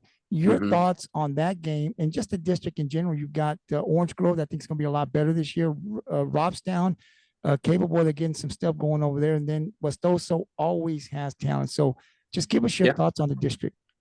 Yeah, it's not a cakewalk by any means. You've got to take every single opponent seriously. Like you said, Westoso's always got athletes. My boy Gage over at Robstown is going to have basically his entire team coming back. And I know that he's a really good offensive mind, and he's got those guys going in the right direction. And then Orange Grove has always been tough, regardless of what talent level they have. They just got tough kids. And then, like you said, coming down to Sinton, it's their tradition. They've been the top dog for a really long time, and they expect to win. So in order to take one of those teams down, you got to be on your absolute A game that night. Coach, I think you guys, I think you're going to do great in Ingleside, and we look forward to talking about your team. Hopefully we can get you back on the Gridiron 64 podcast here before the season ends. But Coach, I'll give you the final thought here before we leave. Anything you want to add before we let you go? Mustang pride never dies. It doesn't. And Amen. TJ, what is that?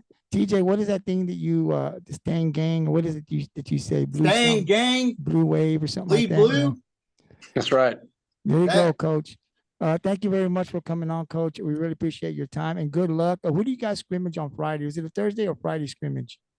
We are at Bucs Stadium against Miller on Thursday night. Ooh, that's going to be a good one. So your scrimmages have been pretty good. You got Port Lavaca, no doubt, pretty tough team, and now no you got doubt. Miller. So Lavaca, I'm telling you, Port Lavaca's loaded. That's a good football team. I might have to sneak out of work to go watch you guys at Bucs Stadium. So catch me on the sideline, Coach, maybe.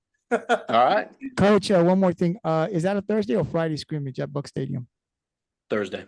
Okay, that's a Thursday. So you I'll heard be it here. Coach Travis Chrisman, Ingleside Athletic Director, head football coach. Coach, good luck to the 2023 Ingleside Mustangs. We'll definitely be sending an invite to bring you back during the regular season. Sounds good. Appreciate y'all. Yes, sir. Thank you. Appreciate you, All right. Coach. Thank you. That was Coach Ingleside Athletic Director, head football coach Travis Chrisman. Guys, he's very impressive. It's the first time I've had a conversation with him. He does got some talent. Expectations down there in Ingleside would be that they expect to win a district title. And listening to him talk here and just the excitement and the up-tempo guy that he is, boy, I think if you're an Ingleside Mustang fan, you got a lot to cheer about having a head guy like this. It's not going to take him long before Ingleside is running deep in the playoffs. So definitely, I want to thank Coach Chrisman for coming on, spending some time with us here, talking about the Ingleside Mustangs. We do have players that should be coming up here in about 5 or so minutes. That is Jordan and J.C. Smith. I think J.C. is a wide receiver, and his younger brother, senior, I believe, in sophomore or junior. So, guys, let's just continue to break down and talk about the districts until these guys pop on. Yeah, I was really impressed with that interview with Chrisman. It seems like he's got things going the right way again with Ingleside, picking up where they left off, maybe even more. So we'll see what happens this season with Ingleside. Oh, they're going to be good. They're going to be good. We're definitely going to be talking about the Mustangs here on the GI 64. Now we'll go over to District 16, and that is the Alice, the Calallen, Tuloso-Midway, Kingsville, Hidalgo Early College, La Feria, and Zapata. Tony, I'll go to you first. Last year, Calallen won the District 6-0. Alice Second place, 5-1. Tuloso-Midway at third place, 3-3, and then La Feria up in the valley, last spot playoffs, 3-3. Who do you got winning the district this year, and the three teams that follow into the playoffs? Well, I think that's a no-brainer. I don't think you can bet against the Calallen Wildcats ever in whatever district that they're in, down here in the South Texas area. Uh, they always win. I can't think of a time where they were not district champs. I think they had that super district one time where they had everybody in the Coastal Bend, in the 5A. I think it was 5A. It was like a super uh Division 5 or a 5A Division 2 or 1 or whatever It was group that they had. It was the Texas and OU SEC before Texas and OU decided to get to the SEC. I remember what you're talking So, yeah, I think that may have been the only time they didn't win district, but they always win district. So you got to go with Calallen. Phil Danaher he built the tradition that just lives on, and got to go with Calallen. Uh, Alice is a team that I look to do better this season. If you remember, just a few years ago, it was one of the first or second games of the season where they played Veterans Memorial and really stunned them. They didn't beat them, but they stunned them. And we thought that Alice was just going to be this dominant team, and that ended up not being the case. And then last season, the same thing. But I feel like Alice is going to do good this year. I got them at number 2. Tuloso-Midway is kind of one of those up and coming teams.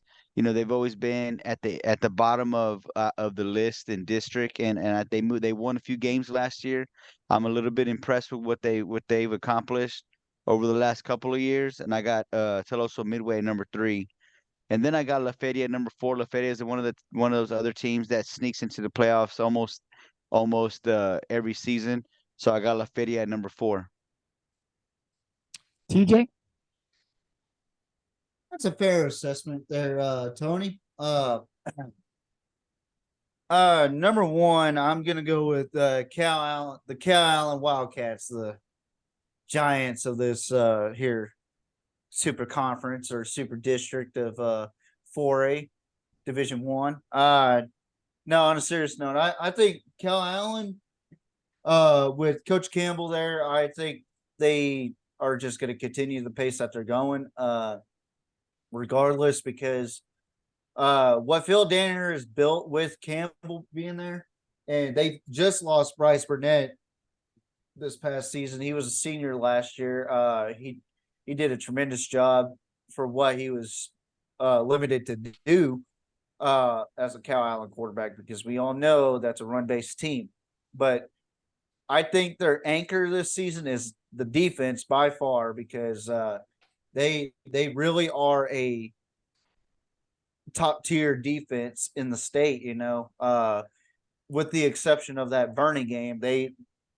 In the Alice game, they really stepped it up this past season, and I think Calallen's just gonna run through this district again.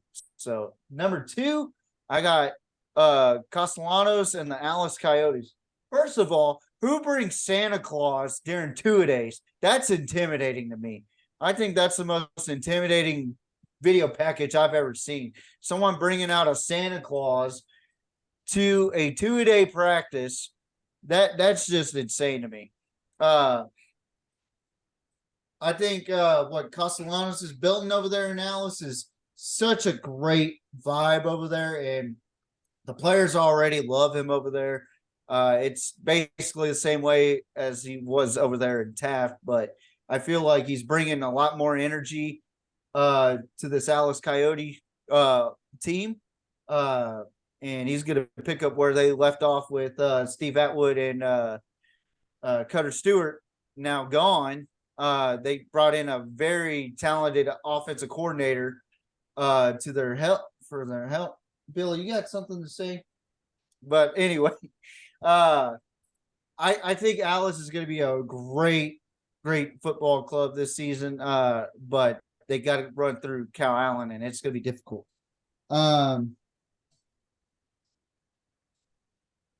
Number 3, this one is where it gets tough.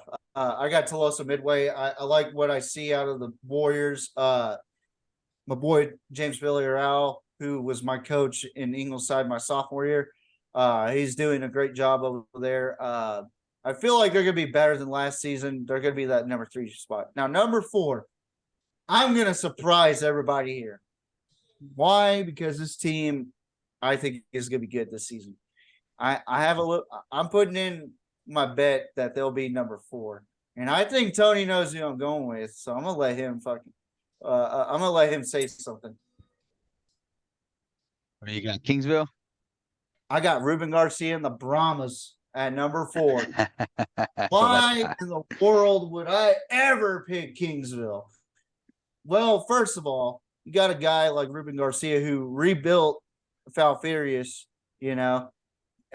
He has really done a good job over there. His coaching resume speaks for itself. 2, I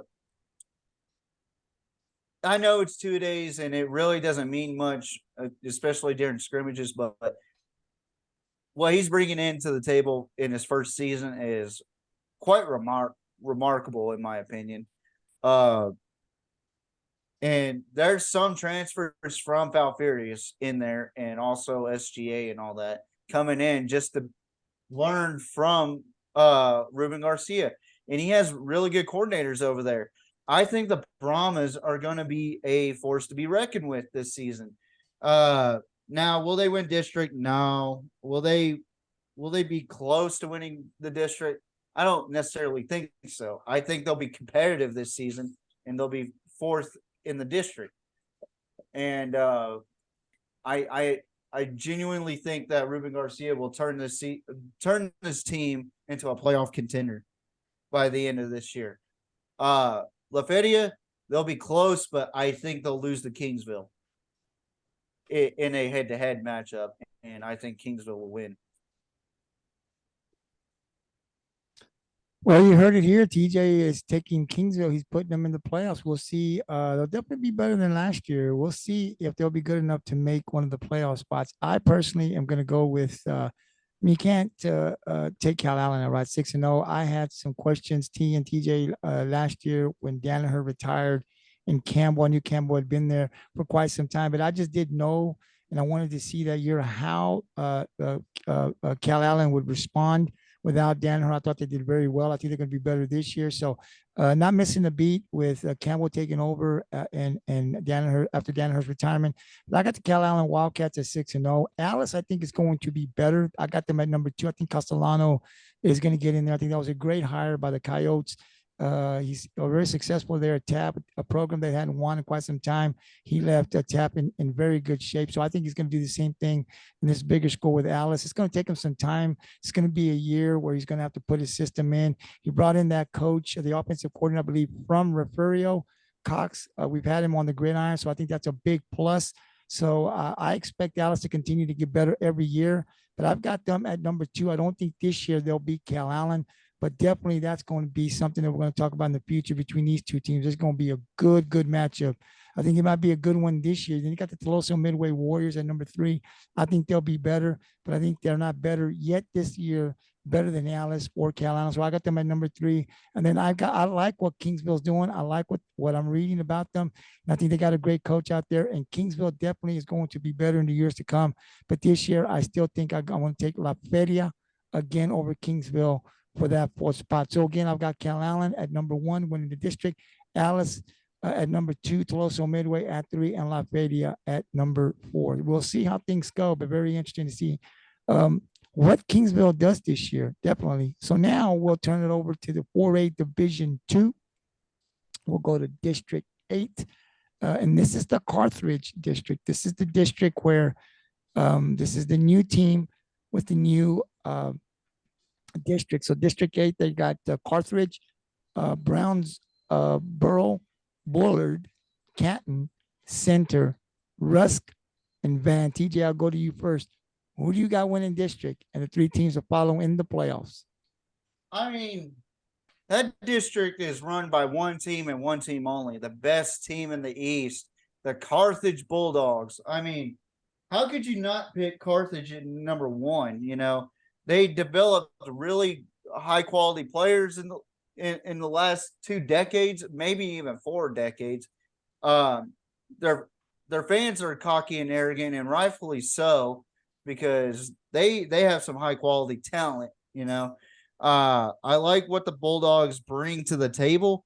I love what the coach has done over there. He's a very outspoken person. I think he's a very good coach over there in Carthage. I tell you what, let's take a look at their stats last season. For the Bulldogs. I'm just gonna tell you right now, they are gonna lose their quarterback Cuff.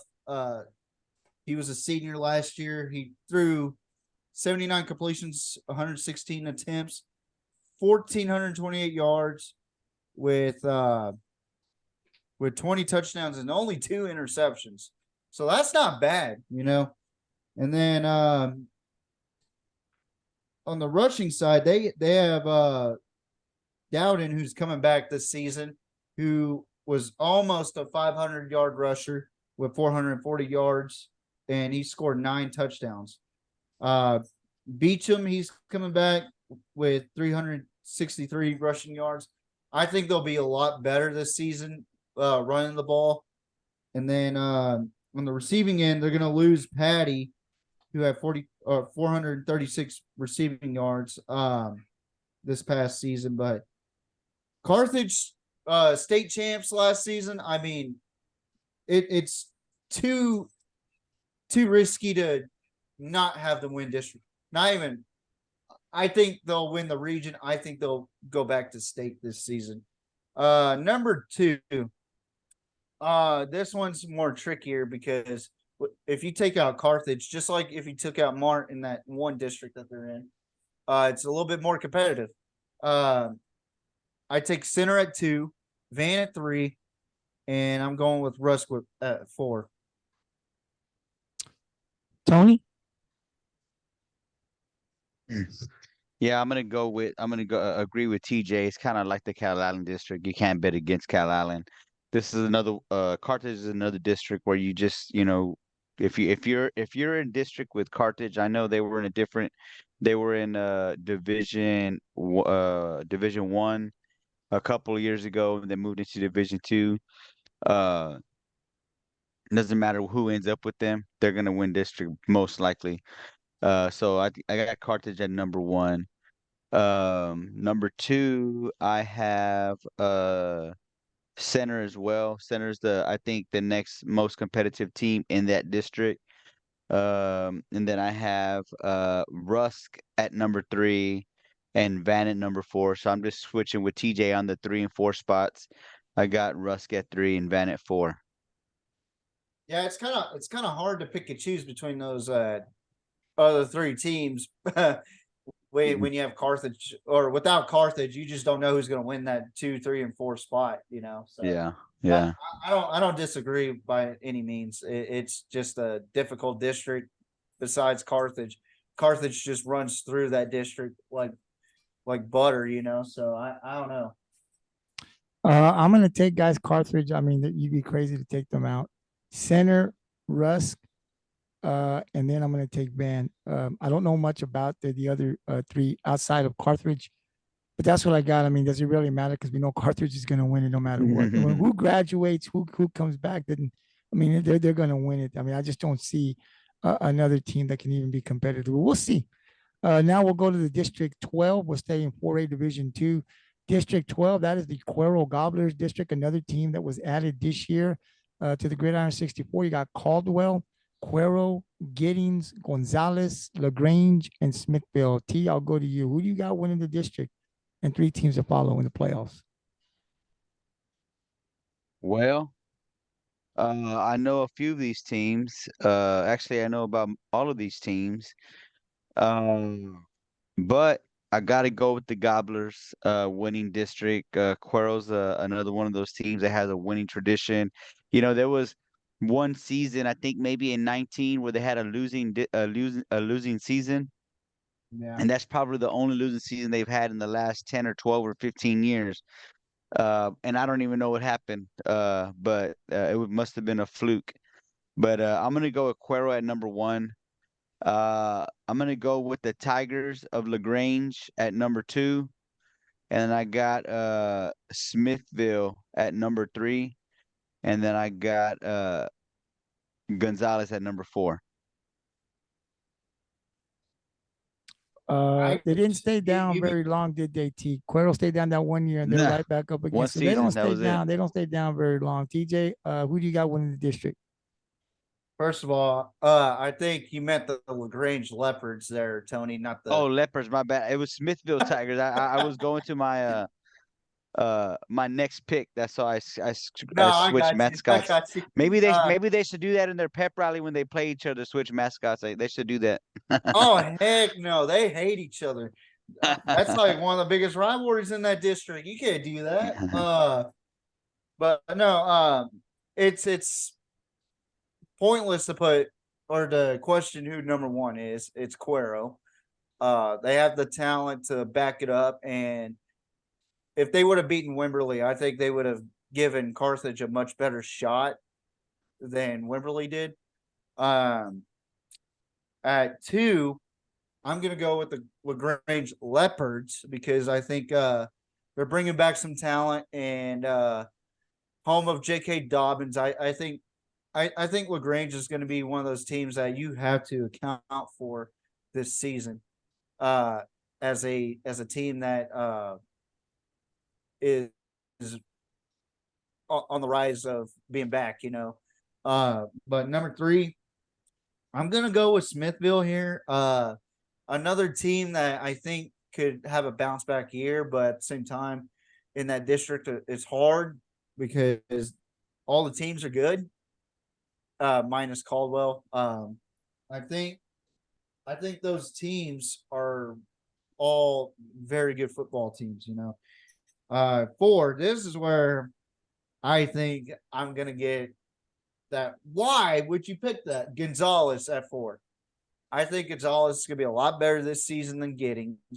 Giddings is on a downhill slope as of late. I don't even know how they got in with a 3-8 record, but besides the head-to-head matchup, last season. But I think overalls are just pointless nowadays, and we just need to play straight district games from now on because I think seeing a team that's one overall below another in the playoffs just to get canned out is just ridiculous, but it is what it is. The UIO ain't gonna change nothing. But I think that Gonzalez is gonna be a lot better this season. They have a lot of talent coming back. But expect Giddings to be a little bit more physical this season than they were last season, but I still think all 4 of my top teams are a lot better, or not a lot better, but better than Giddings. And Giddings has a tradition of winning too, but they're on a downward slope right now. So we'll see what happens. Well, I'm going to take Cuero, obviously. Cuero is a good team. They've gotten better, like Tony said. They had that 1 year down year, but boy, they don't stay down very long. Yeah. It really don't matter what coach you bring in. There's talent over there. You know how to play football down there in Cuero. So I'm taking the Gobblers at number 1. I'm taking LaGrange at number 2. I'm like TJ. I got Smithville at 3, but I'm going to go with Gonzalez too, man. I think Gonzalez is going to be better than Giddings. We'll see what happens, but Cuero definitely winning the district this year. Now we'll go over to District 15. That's the district here in this area. That's the Corpus Christi, West Oso Bears, Ingleside, Orange Grove, Robstown, and the Sinton Pirates. We just had head coach Ingleside's head coach Chrisman on. He talked a little bit about his team, talked about the offense and defense that he's going to run, talked about his quarterback, one of the best quarterbacks here in the Coastal Bend, right? South Texas. Got some receivers, got some weapons, a little bit young in certain positions, but definitely got weapons around. And he's got the quarterback where they can score a lot of touchdowns. They can score a lot of points. And you heard him here. He's going to go with that up tempo as fast as he can go. So I'm looking now that I know what kind of offense they're going to run. I think they're they're going to be scoring a lot, or at least it's going to be really fun to see the Mustangs this year. Tony, I'll go to you. Who do you got winning the district, and the teams that are going to follow? This is going to be very interesting to see what you say and what TJ says, and what do I say. You asked me first? Of course he did. Yeah. Okay. Well, I guess I get to be the first one to say who I got then, right? Yeah. That's true. Hey, So I'm gonna take this away from you guys by being the first one with my picks. I just want y'all to know, okay? Because this season, the 2023 season, I got the Ingleside Mustangs at number 1. what? I got Ingleside at number 1 this season. And I had my picks before Coach Chrisman came on. I had Ingleside at number 1. I think that both teams graduated enough seniors that it level sets the amount of talent that each team has left. I know Troutman's a great coach, but I like the energy that especially after talking to him, that Chrisman brings to the Ingleside Mustangs. That quarterback, I mean, you have somebody like that coming back to lead your team. I think that speaks volumes for how that team is going to perform. And then they got their top receiver coming back. I mean, that's just a combo that's going to be hard to top in this district. So I got the Ingleside Mustangs taking it this year and taking a top spot at number 1. So TJ, I don't know who you got, but in case you were going to say it, I got to say it first. Then I got Sinton at number 2. I got Sinton at number 2. I got the Pirates at number 2. I think they graduated too many people, but they do have a winning tradition. They're going to be tough to beat. It's not by a large margin that I think Ingleside is going to be number 1. So just like Coach Chrisman said, it's about physicality. Who can play 4 quarters of football? That's one of the things that I've seen close games in badly for teams that should win, is who played 4 quarters of football, and that's what it's going to come down to. This is the last game in the district, so it's about depth. Who can show up to that game with the most players healthy? I think that's going to be a factor. So we will see what Ingleside is able to do. But if they can keep their team healthy and play 4 quarters of football consistently, I think they're going to start off the district 5-0 again. And well, they had 1 loss against Rockport. We know that, but I think they're going to be 5-0 this year going into district play, because I think they're going to beat Rockport this year. And that energy that's from beating Rockport for the first time in several years is going to carry on into district, and I think the momentum is going to carry to the end of the last game of the district play, and they're going to top Sinton. So Cincinnati number 2. I got Orange Grove at number 3. I wanted to put the Bears there, but man, I keep putting the Bears in the playoffs, and I keep putting the Bears in the playoffs, and I keep wanting them to do something. But I got them at number 4. I at least put him in there at number 4. Robstown is going to be watching from the sidelines or from the stands. It's going to be very interesting. TJ has been talking so highly of Robstown after last year, and I've read some of the stuff with Coach Perry, I believe his name, and they're doing some great things, guys. I've been reading up on them in the offseason. Robstown is picking up. So, they might not do much this year, but that team, we've got to pay attention to that team. I think they got they've been bringing some good coaches over there. They're trying to change, the way that football program has been for quite some time. And this might be the guy that does it. So just keep paying attention to Robstown. But I want to hear and see who TJ is going to put at number 1. But I want to see if he's going to put Robstown in the playoffs this year, because he was really hyped up on them throughout the summer. Who do you got, TJ? All right. So I'm going to do this differently because this is the district that I like to cover the most. So I'm going to start at who's going to be on the bottom of the totem pole here. I think with the amount of changes this program has had this past off season, I don't think they'll I think they'll be competitive. I just don't think they'll be playoff material this season. Because you're in a very tough district right now, with Ingleside, Sinton, Orange Grove, West Toso, and Robstown. I just think there's too many. If you have way too many coaching changes and too many players leaving, you lost your best player, in my opinion, last season. I'm gonna have to go with West Oso at 5. Losing Elijah Huff is gonna hurt this team quite a bit, but I do like the new head coach this season. I like what he's gonna bring to the table. They're gonna be competitive this season, and I really do think they are going to be very, very competitive, but I think they're just gonna miss the playoffs. Number 4. This one excites me to say. I said it last season, but I definitely think they will make it this season. This team has a lot of potential, just like what Coach Chrisman said early on in the podcast. They have young talent coming back. Pretty much their entire roster is coming back. I think this is a team that people have to watch out for this season. And that's the Cotton Pickers of Robstown. I think Robstown is a team that a lot of people look down on because they've been the doormat of this district and many districts ago in the past. I think Robstown has had enough of being just a baseball club, and they want to have their athletes play, and I'm really excited to see what the Cotton Pickers can do this season.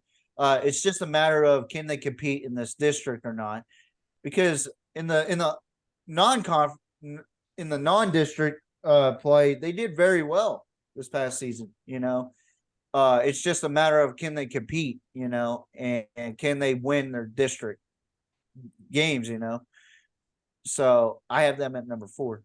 Number 3. Now, the top 3 to me are going to be the closest that we've ever seen in this district. But number 3, I'm going to go with the Orange Grove Bulldogs. I think they have a lot of talent coming back. They usually have a lot of talent coming back.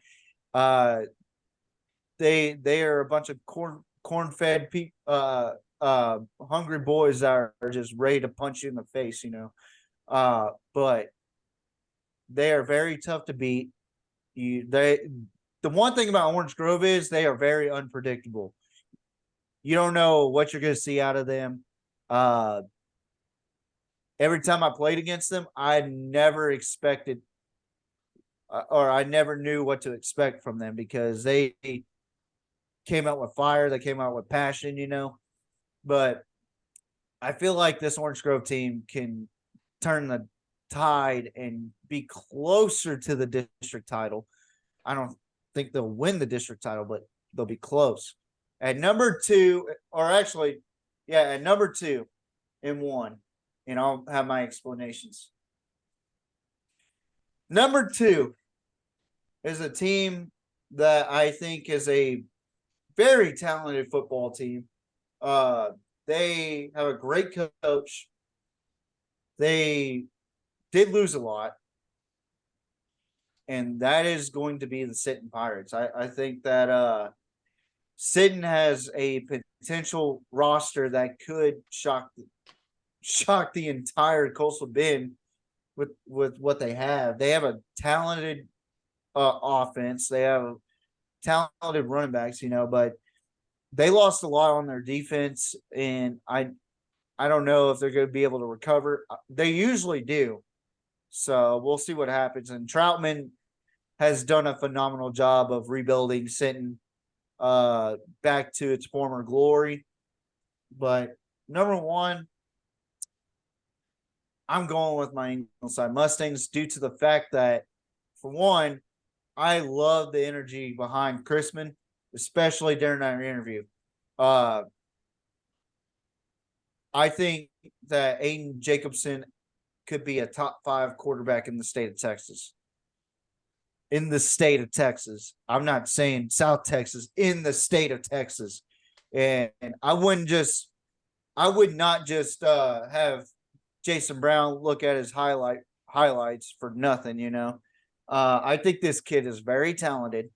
He's smart, just like JJ Acosta, you know. But I think with him and JC Smith and also Jordan Smith, who is probably going to be used as a utility type of player where he's a slot or a running back type, you know, kind of like I would say a Bijan Robinson type, you know, where he runs routes outside of the backfield at some points, you know. They line him up in the slot. They'll use him to carry the ball quite a bit. I think Ingleside's got a lot of talent and they got a lot of holes to fill, but they got some really good plugs to fill in those holes, you know. And with the Smith brothers, who are about to come on here pretty quick, I have a feeling that this offense is going to be a high scoring offense, you know. And I'm not talking about 30 or 40 points. I'm talking like 50 or 60 points, you know. This team right now has the capability, especially with the offense that Chrisman is going to run and that NASCAR pace of offense where they're just go, go, go, go, go. That's going to tire defenses out. Even if they run 3 yards a pop, that's going to tire a defense out, you know. So with that NASCAR pace of offense, that is a very good way to win a football game. And Chrisman knows that. And the only way to beat a Sinton team is to run that type of offense, in my opinion. So I'm going with the Mustangs at 1, Pirates at 2, Orange Grove at 3, Robstown at 4, and West Oso at 5. And that 1, 2, and 3 spot is very close. Like, those 3 teams are going to battle it out. There might be a share of the district title 3-way, you know. So that's how I see this season.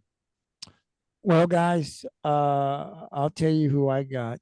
And I love Chrisman. I do. I this interview told me a lot about him. I think he's going to be great for Ingleside this year.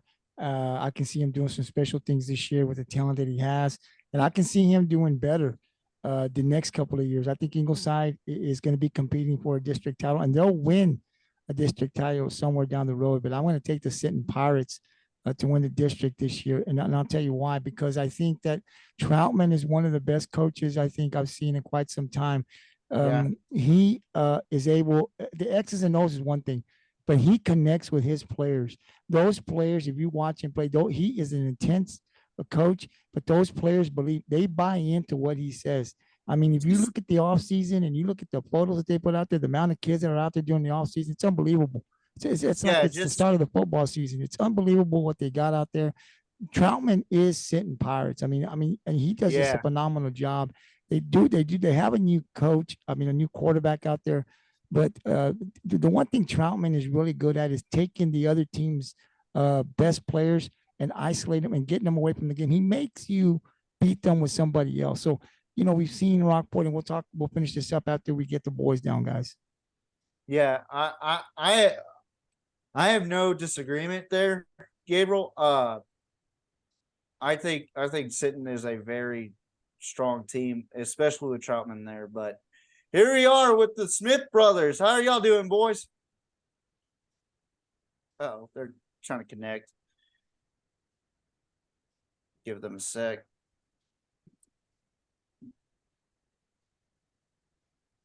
Oh, almost there.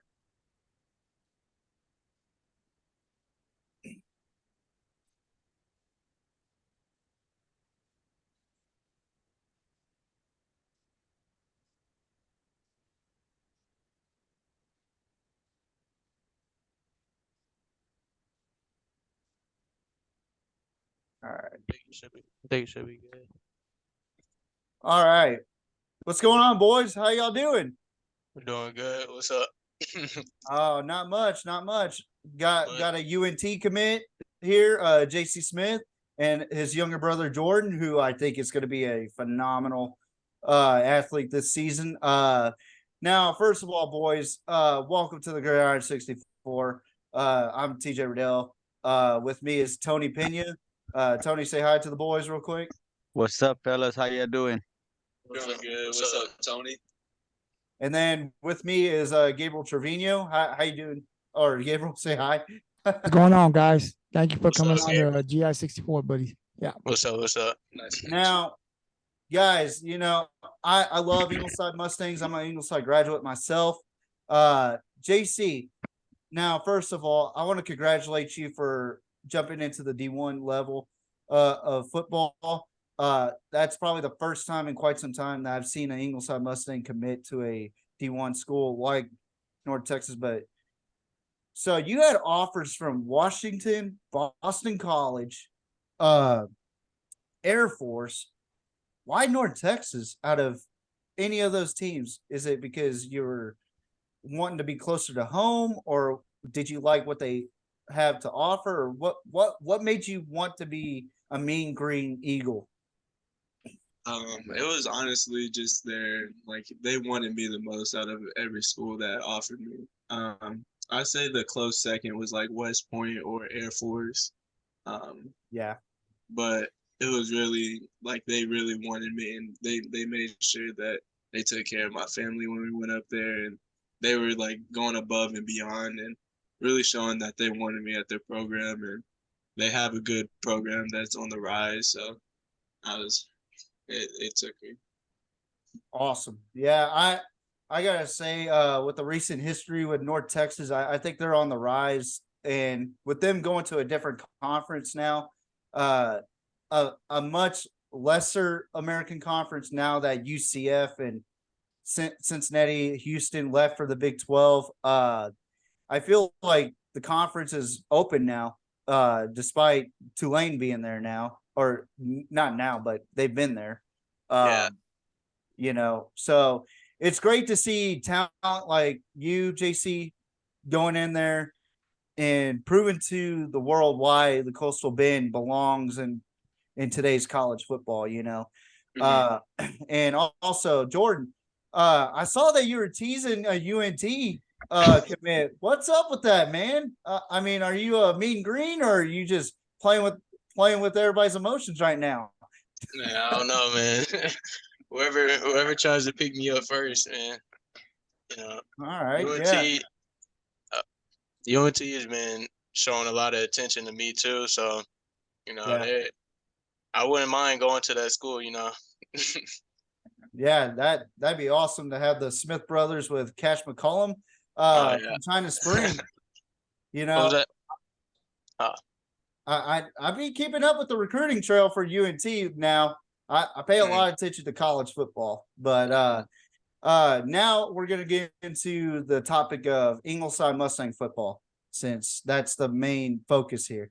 Now, JC, now that you're the senior, you're the leader in the locker room for receivers, and also some of these younger cats that are walking in to the program for the first time in high school.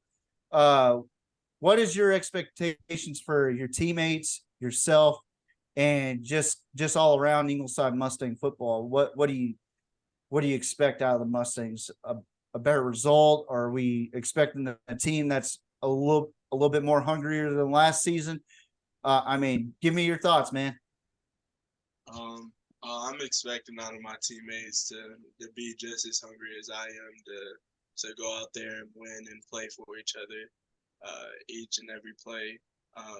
We lost a lot of starters and a lot of good players last year, and I think we're going to make up for that with a whole bunch of people that want it, and just leading by example and showing guys that like you can go big from Ingleside, and if you just put in the work, people will start to look at you. That's a good answer, JC. That really is. Jordan, now that your brother's a senior and you're the younger one, and you're being looked at as a rising star in the Coastal Bend, and you did a lot of work for what you were given last season. What can we expect out of you? In my opinion, I think you're going to be used more as an athlete, not just a receiver or running back or whatnot on the offensive side. I think you're probably going to be used quite a bit as a utility back or just an athlete where you're just a slot or a running back or maybe a Bijan Robinson type coming out of the backfield with routes, Yeah. Yeah, what's it called? I mean, it's pretty much what he said. You know, it's like I'm trying to get people to realize that, we can't depend on my brother the whole time because he's gonna be gone soon. So, or even me too. So I'm trying to get everybody to work like he does and stuff like that, and get them to realize like it takes work to be where he's at. Like it's just not coming to you. You know what I mean? And they feel like I don't want them to start feeling like, oh yeah, we gotta just focus on JC the whole time. He would do everything. Like we need a whole team to, win games and stuff like that. So yeah. But yeah, I like that answer, young man. I feel old saying that now. Thanks a lot. But I tell you what, guys, y'all's relationship with Aiden Jacobson over in Ingleside.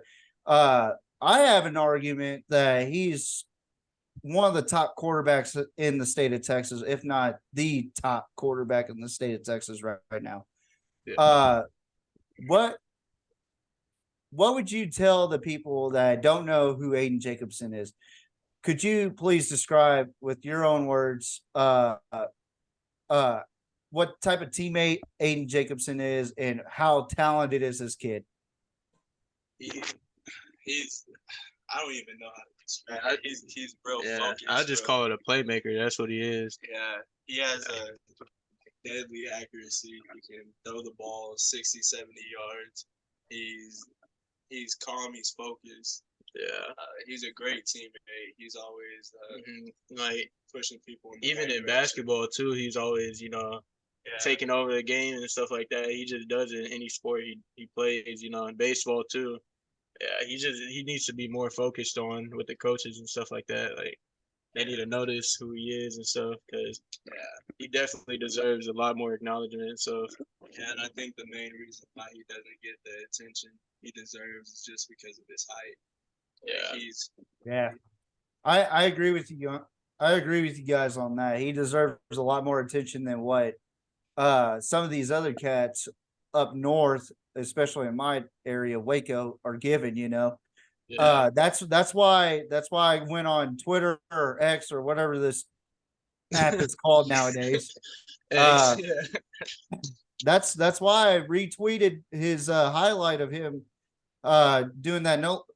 Honestly, that no look pass was beautiful. Okay, man, I was watching that because my knee was hurting that play, so I sat out for a little bit. And I was watching it from the sideline. I was like, no way he just did that. Like, it was such a fast motion play. I was like, no way, man. Hey, that's a play that'll make Patrick Mahomes be a little jealous. I'll tell you what. Right. And the guy I tagged in there, his name is Jason Brown. I don't know if you guys know what Last Chance U is. It's a Netflix series based off of JUCO products that have either slipped up in life or didn't have the grades required to be in that Power 5 or whatever program it is. He was a guy that would turn JUCO prospects into NFL stars, and he, I always tweet his stuff out. He always likes my tweets. He always talks to me sometimes, Yeah. But I shared that clip of him doing that no look pass to you, JC, and man, I think he might like Aiden, so that's definitely something to look at there, boys. If y'all get if Aiden gets a good review on Jason Brown, because he is very hypocritical on quarterback play nowadays. I mean, he has Patrick Mahomes is overrated, so so there you go. But my final question to you guys, since what is it going to take for this Ingleside Mustang group to win a district title, and not only win a district title, but rolling deep in the playoffs? Because as of late, we've been second behind Sinton, and it's either first or second round knockouts. What is it going to take for us as Mustangs to be a third round or a fourth round and be district champions for the first time in quite some time? Yeah, man, I think it's just going to really take confidence in our team, because players, they lack confidence because of the size of our team, and then our linemen aren't too big like most teams' linemen are and stuff like that. And when they see a team bigger than them, they start to get intimidated and stuff. And I don't know. And some days they'll take slack off at practice and stuff like that. Like, we just can't have any of that if we want to win district this year. And just taking it serious is really all it is right there. Yeah. That's what it is. Just we need to focus up at practice and use that practice to give us confidence in the games. Yeah. Make sure we're winning. That's a great answer, boys. I gotta tell you, I was part of that 2014-2015 Mustang team. We had a lot of potential, and we kind of faltered out after our last non-district game, or not our last, but our second to last non-district game against Rogers, and it just spiraled out of control. And we went 5-6. We were projected to be district champions that year against Cuero and Yoakum that year, and those were some good, solid teams right there. Yeah, and that's how it was with us last year. A lot of hype and stuff. We were a really good team, but people just lost it. And we had a bunch of people hurt and getting sick. yeah, It was bad. Yeah, it got really bad. yeah. But what's one thing? You know what one thing is? Overcome adversity, and you'll win that way. And I think you guys have the potential to do it. And it seems like y'all have a great leadership in the locker room, and y'all have the motivation to win football games, and not only win football games, but win this tough district that people overlook. They just see West Oso and Robstown and Orange Grove and Sinton, and they go, they're second round teams. They'll get blown out in the third round. But I really do think that this district does get looked down upon quite a bit. But I think y'all have the potential to be a very good football team this season. But I thank you guys for letting me interview y'all.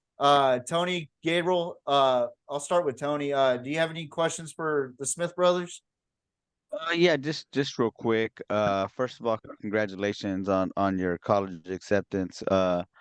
But just real quick, we talked to your coach a little while ago, and I told him, and I asked him about all of the, and you mentioned it yourself, all of the talent that graduated last year, and a lot of underclassmen that y'all have this year. I'll start with JC first, since he's a senior. Uh, what message do you have for these young up and coming players from freshman and JV that are going to that are stepping into the varsity level? What message do you have for them?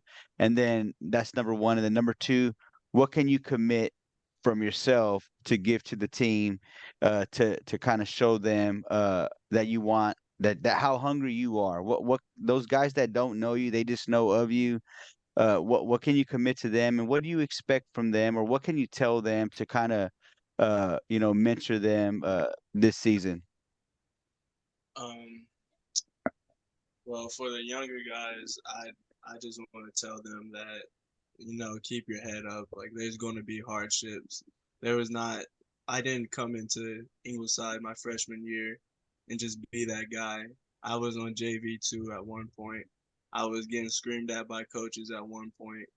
Like it takes discipline, hard work, and focus to get to where I am. It just doesn't, like, I wasn't born this way. It wasn't just given to me. What was the second question? Can you repeat The that? second I'm one is sorry. what are you committing to? Like, are you committing to uh giving it everything you got, or I mean, what is your commitment on the field, off the field? What can you commit to those guys and to the rest of your team that you're gonna do this year? Well, I, I show my commitment by going all out each and every play, at practice, in the weight room, um, even in the classroom. I have a 4.0 GPA. I don't take nothing lightly. Um, I'm always leading by example. I don't slack off really, and I just want the guys to also emulate that into their lives. Like every day, I walk around knowing that people probably know who I am, and I have a character to upkeep, someone that people probably look up to, little kids and stuff. So I really just do my best each and every day to be a good human, basically. Awesome, awesome. So, Jordan, you're gonna be you're a junior this year, correct? Yes, sir. Okay, so were you and I'm sorry, I'm not really sure. Were you on JV or you on varsity last year?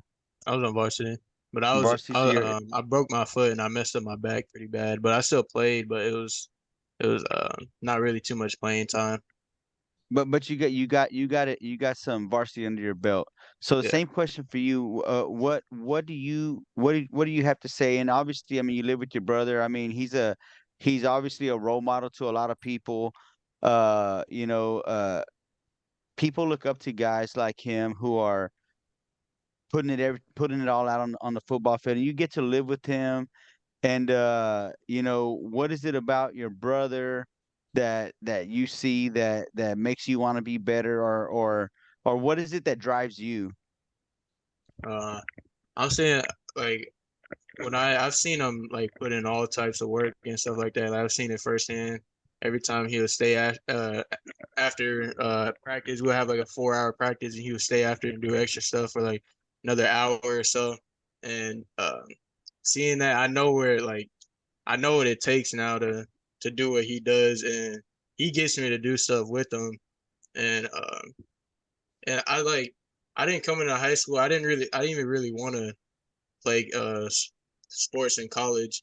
I just wanted to become a doctor.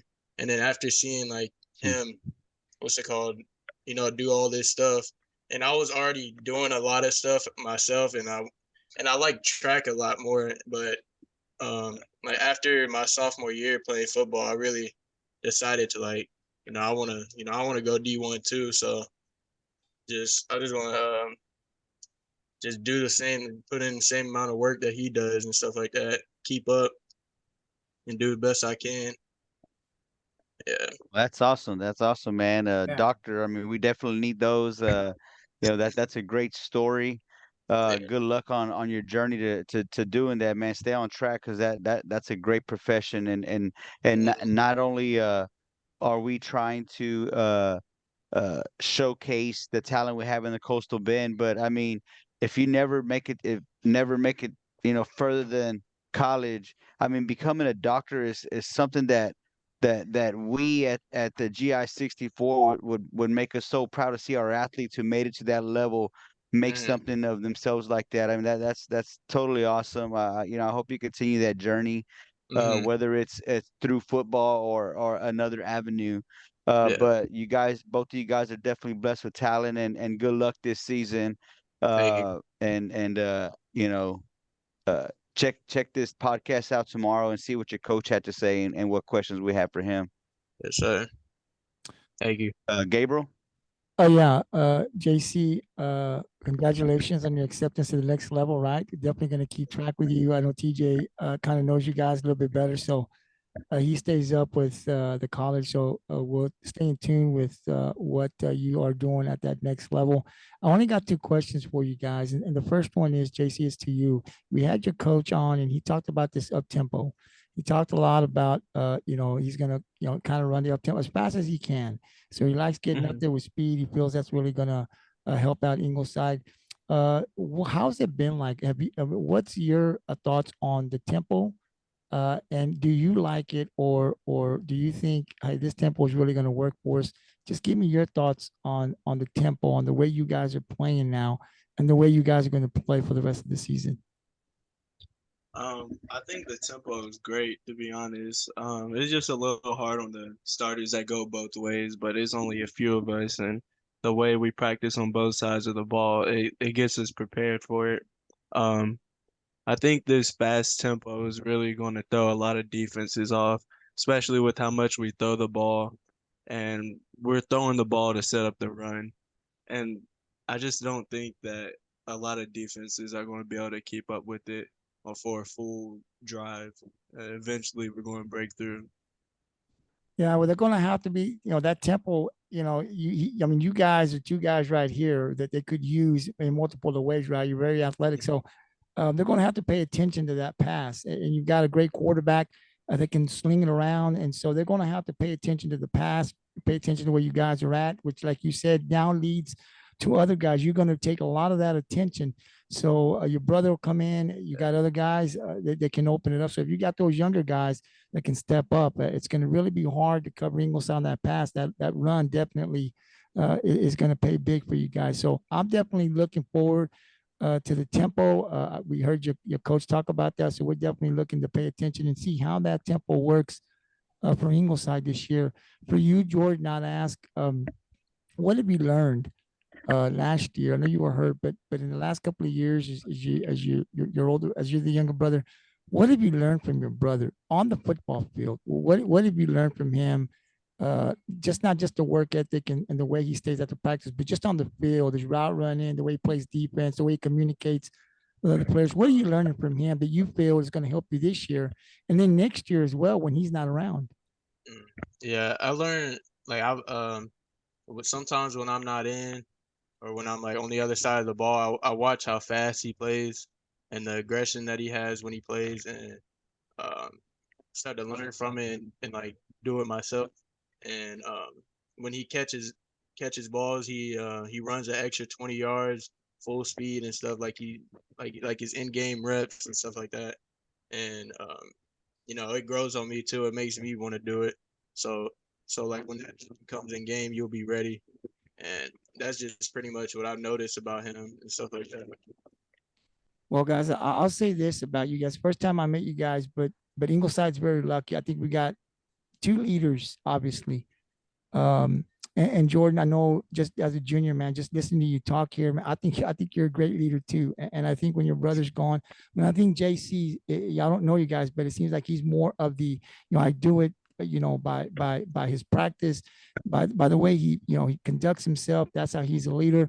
But I think they're going to be in good hands next year when he's gone. They still got another Smith brother, and I think you're just going to be as good as your brother. So Ingleside's really, really lucky, the younger guys, to have both you guys this year and still one Smith brother next year. I think you guys are going to do great. I'm going to wish you guys good luck this year. I think you guys are going to go, and we talked here. We're already saying you're going to go 5-0 in the non-district. So hopefully we don't jinx you, but I think you guys are going to do really, really well this year. And we're going to look and talk about you guys a lot on the Gridiron 64 here this football season. And we definitely look to bring you back before the season ends. I will ask one question before I turn it back over to TJ. We do love to communicate with you guys, with the players. It's hard for us to go to every game. I don't know if there's a way that you could possibly give TJ a number, because we do it through Zoom. So we catch a game. You guys have a big game. We definitely like to give you a call on your phone, set up the Zoom, and talk to you guys after a game, and just kind of and talk about your big moments. And I think you guys are going to have some big games. So if you don't mind doing that, just give TJ a cell number. We catch a game. We watch a game. We definitely like to send you a text and communicate. See, we can get on Zoom real quick after a game and talk about your big game. So if you guys don't mind, give that to TJ, and we'll be giving you guys a call throughout the football season. Yes, sir. No problem. Sounds good. TJ, go ahead, take it away. Yeah, I shouldn't mind right now.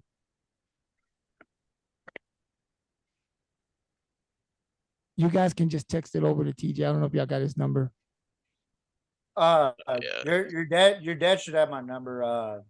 So if you want my number, just go ahead and talk to your dad about it here in a little bit. So but yeah, I think before I let you guys go, I want to first of all thank you guys for coming on to the podcast. I think y'all are great ambassadors to Ingleside, just like Aiden is. I really do feel like this is gonna be a good year for Ingleside football. JC, let's get over 1,000. Let's get over 1,000. And Jordan, I think you're gonna be a rising star this season that nobody really expected this season. I think what you just said about being a doctor was very mature of you, and JC, you're a great older brother. You're teaching them well. And I gotta say this again, Jordan. There's too many quacks out here, so I think you being a doctor would be a phenomenal upgrade, because the last doctors I've had, they've been quacks and they're military doctors, Oh yeah. Hey, TJ, real quick, TJ, JC, just for the Ingleside Mustang fans, is there a little Smith brother somewhere down the line, or is Jordan the last one? Oh, he's the last one. Okay, so there's we ain't got no Yeah, little. Okay. yeah, I'm the last one. So We have an once- older what- brother. yeah, we have once an you- older brother though. Okay. Once Jordan, I thought maybe those little Smith brother in middle school or something that was coming up, but obviously Jordan, it'll end with you, man. But still got 2 years, guys. Got JC this year, Yeah. Jordan next year. So once again, guys, man, good luck on the season, and we'll definitely be talking to you guys and bringing you guys back on the Gridiron 64. Yes, sir. Thank you. Thank you. Thank you, guys. Yes, sir. No problem.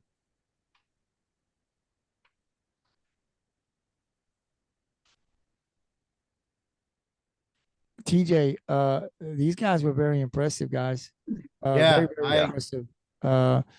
Leaders, you could just the answers, man, wow, it's great. I hope we can get them back.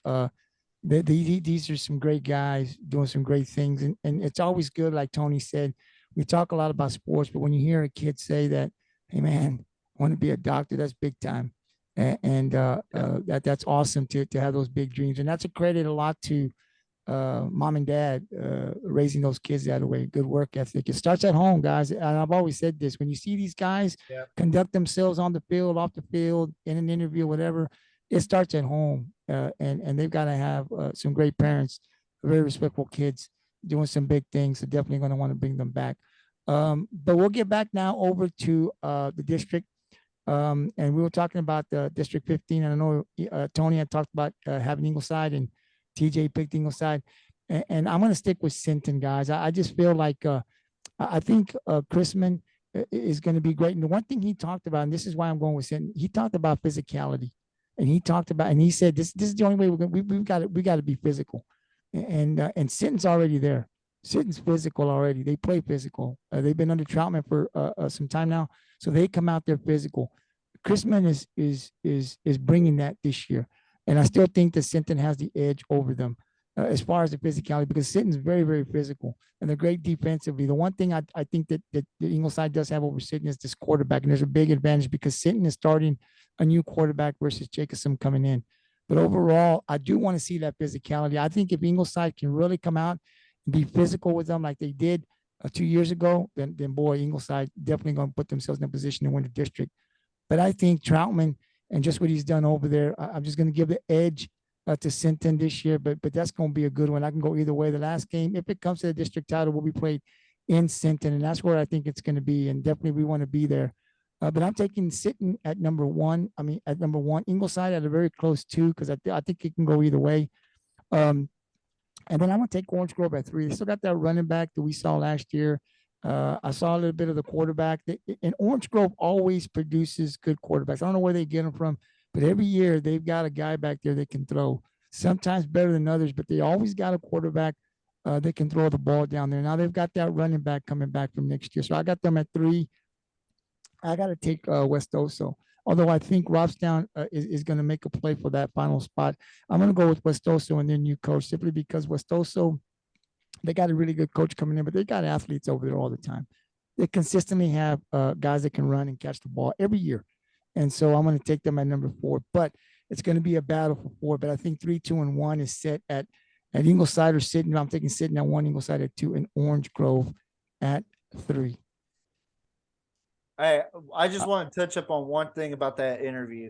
You know, we haven't had very many interviews on here with athletes or student athletes. But I think those 2 young men are going to do something great on or off the field. You know, just like what Jordan said, by being a doctor, that's a very mature thing to say. Like he said when he went into high school, when he first came into high school, he wasn't thinking about sports. He was thinking about becoming a doctor. You know, that says a lot about the parents. And like we talk about, Gabriel and Tony, you know, there's a lot of kids out there in this world that really have misguided parents, or they don't have a dad or a mom in their life. So what happens, you know, they just don't turn out to be the human that they are meant to be in this world, that God gave them in this world, you know. And I'm just so thankful for James, the father of the Smith brothers, to allow us to interview those guys.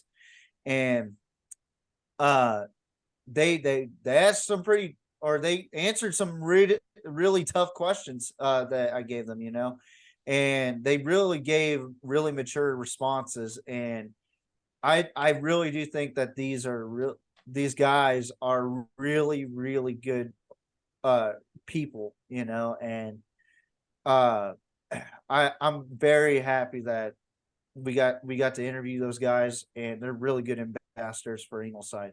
But back to this district, I mean, it could go either way with Sinton and Ingleside. Orange Grove being the dark horse, I like that. And then it could go either way with West Oso and Robstown. I mean, it's a lot to talk about with this district. It's a very difficult district to discuss because we don't know who's going to win district, because Sinton and Ingleside are top dogs right now. And then Orange Grove's looking on hungry. And then West Oso and Robstown, they may be the teams that are battling for number 4, but they are no slouches, you know.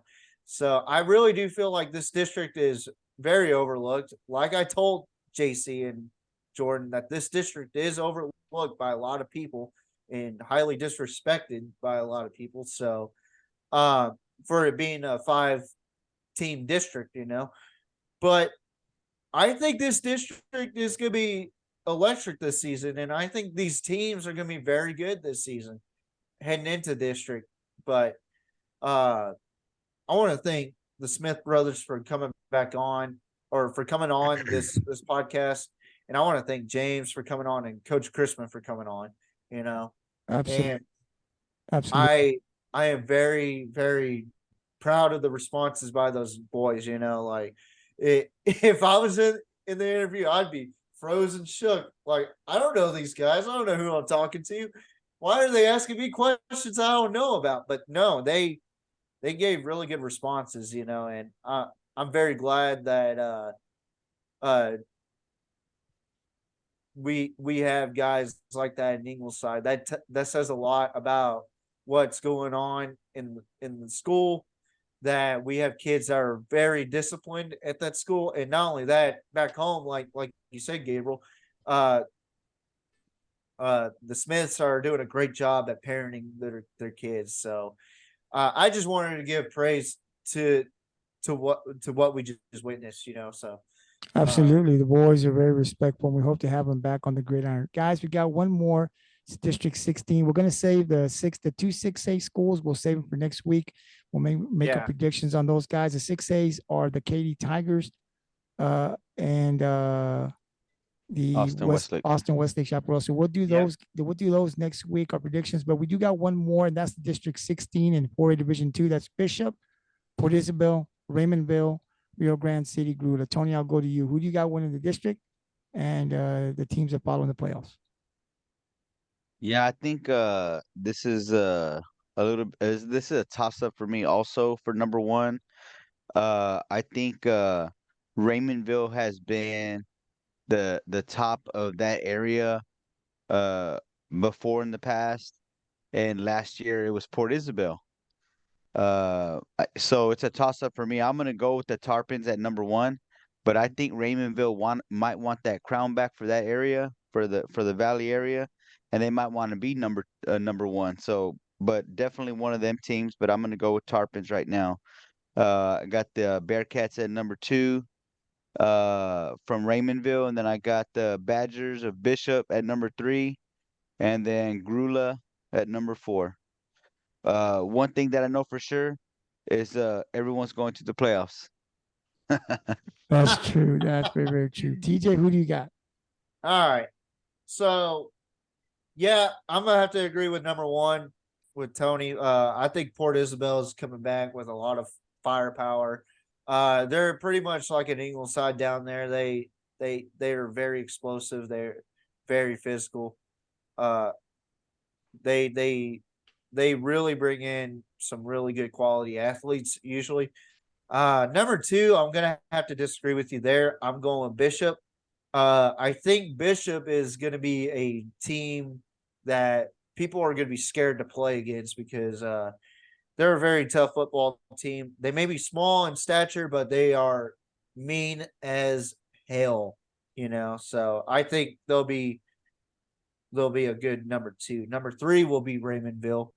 I just think that Raymondville has been a very good football team for quite some time, but they're on a downhill slope as of late in the last several years due to COVID, and then it just went down from there. But I think Raymondville will be at number three, and then number four, Grula.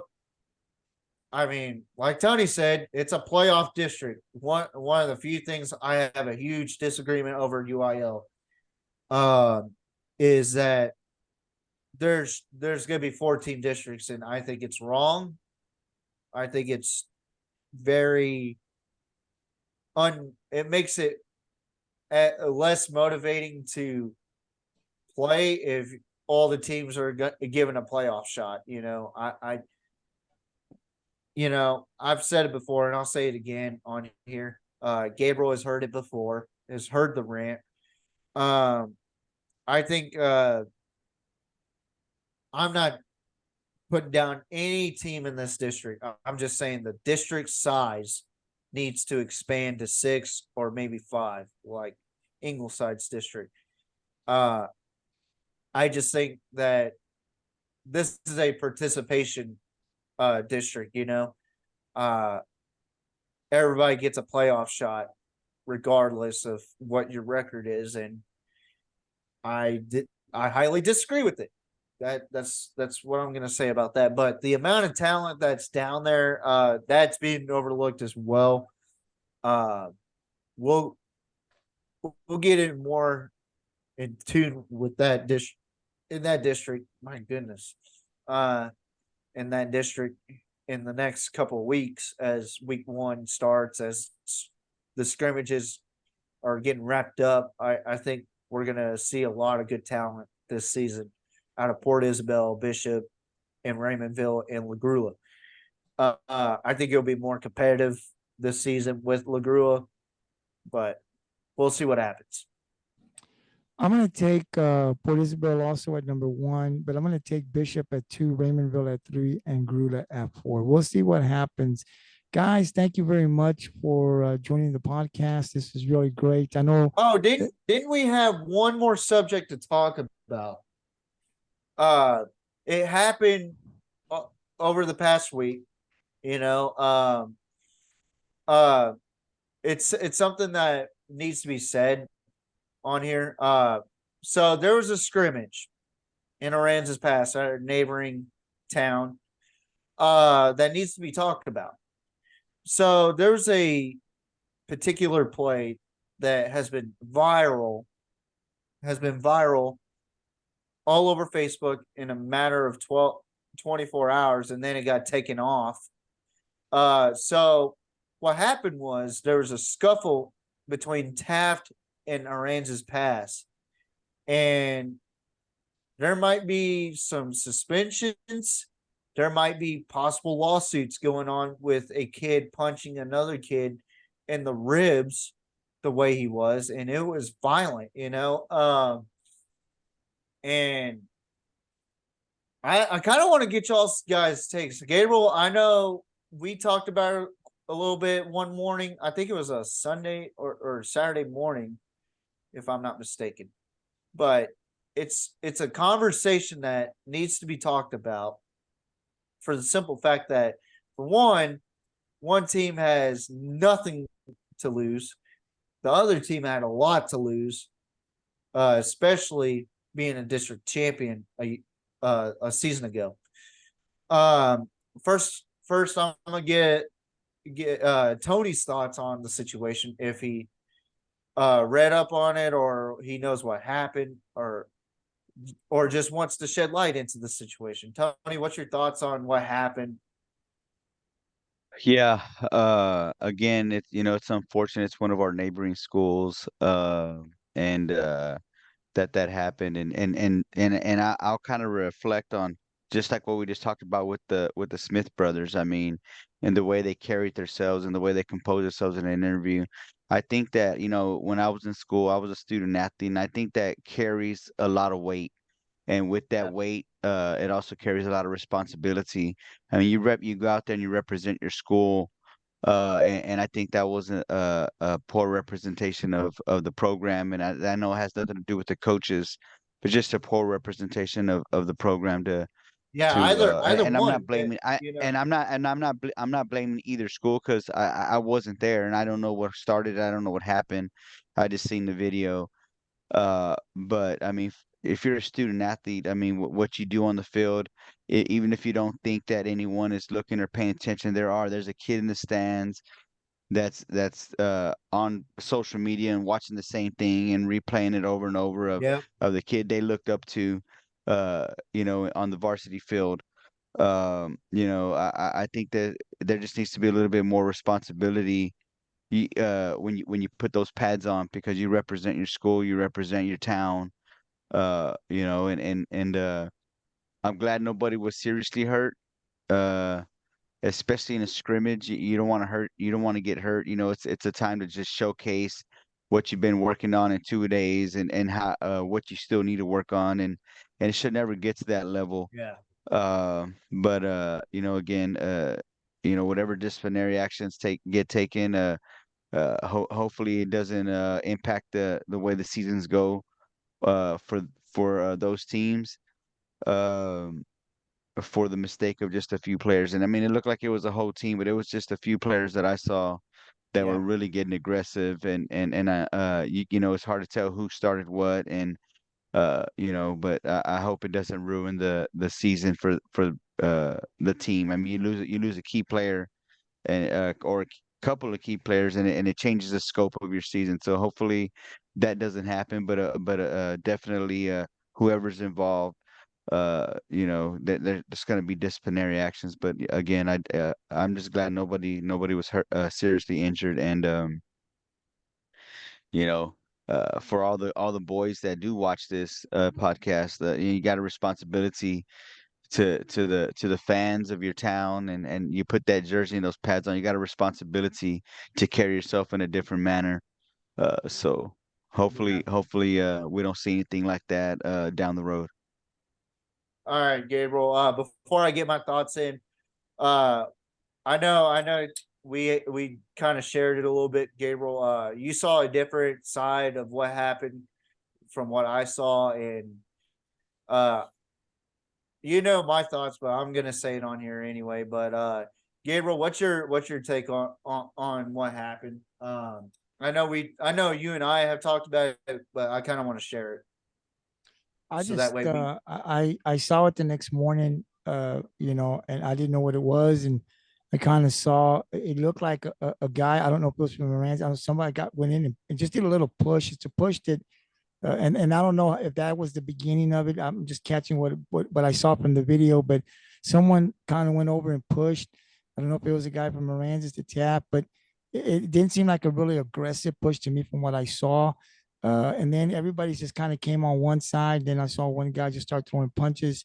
I don't know if somebody was trying to jump on him. Somebody threw a punch. I couldn't see that. And I think the video was taken off because I didn't see it again.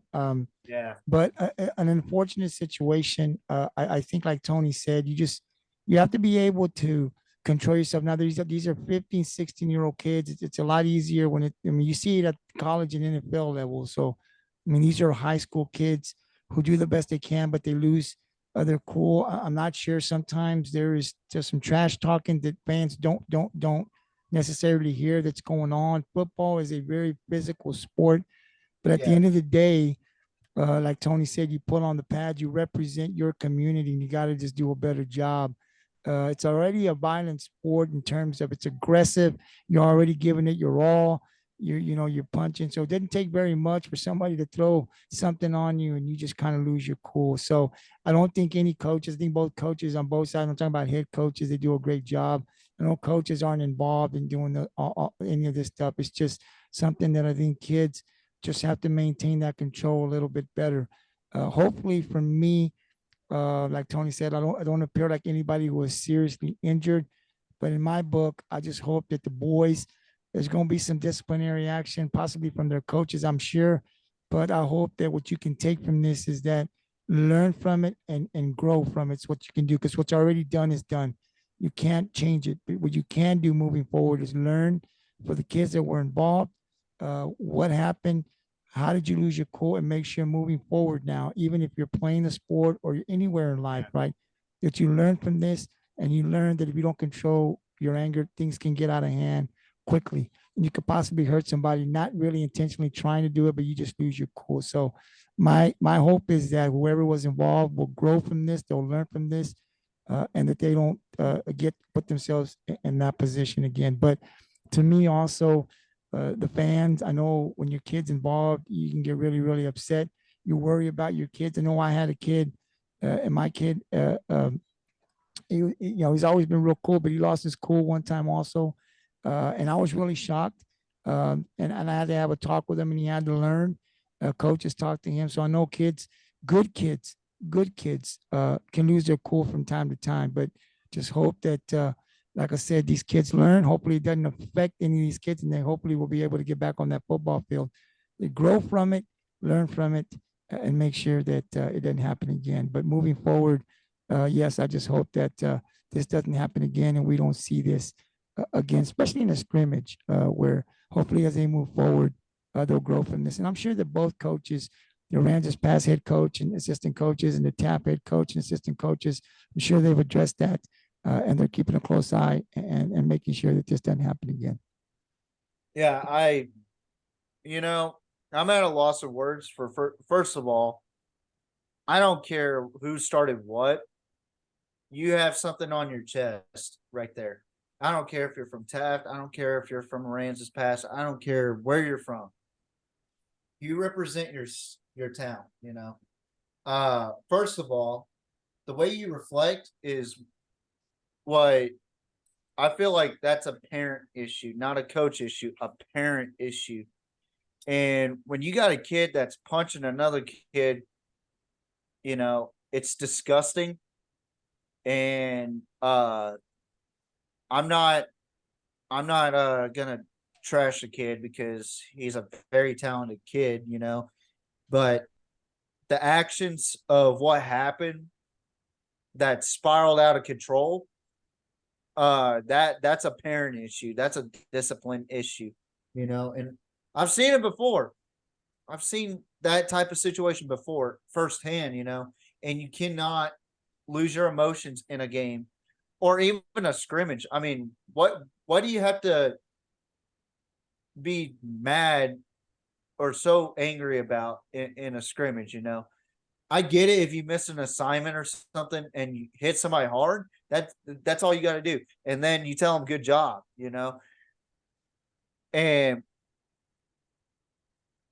you know, and now in today's football, it's hard for these kids to be disciplined because the way of these soft rules that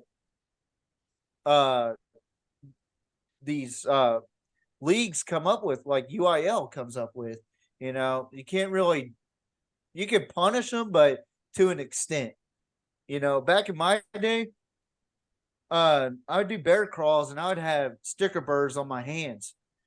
Did I complain? No, because I deserved the punishment for missing that assignment, for acting up in class or something like that, And at the end of the day, it's a result of what the parent is doing at home. And I'm not blaming anybody else but the kid's actions. And I don't care. Like I said, I don't care who started it. I don't care who finished it. At the end of the day, you have something to represent, and that town is what you represent. So either team has some disgust in their program right now. I know for a fact that the AP coaches and the TAF coaches are already on that punishment train. And there's players that are probably going to be suspended. And UIL's already got that video, regardless of that video got deleted or whatnot. Somebody snapshotted it, or screenshotted it and sent it to the commissioner to the UIL. Now Ranges Pass and Taft is probably going to be punished for it, and you might lose more than just a few players that were involved. You could lose the guys that were trying to break that up. I've seen it happen. It's one of those deals. It's one of the deals that you have to let the coaches break it up, and you cannot lose your composure. Once you lose your composure, and you result to that, it's on you now. You became an individual instead of a teammate, and that's something that needs to be said nowadays. And it's a little bit leaning towards entitlement towards players now. Like, these players nowadays are becoming entitled to their opinions. I've seen a high school athlete become so entitled that he runs the coaches, and that's not the way it should be, and there's definitely some disciplinary actions that are going through between these two teams, regardless of what the coaches are doing to the players or what the UIL is doing to the program.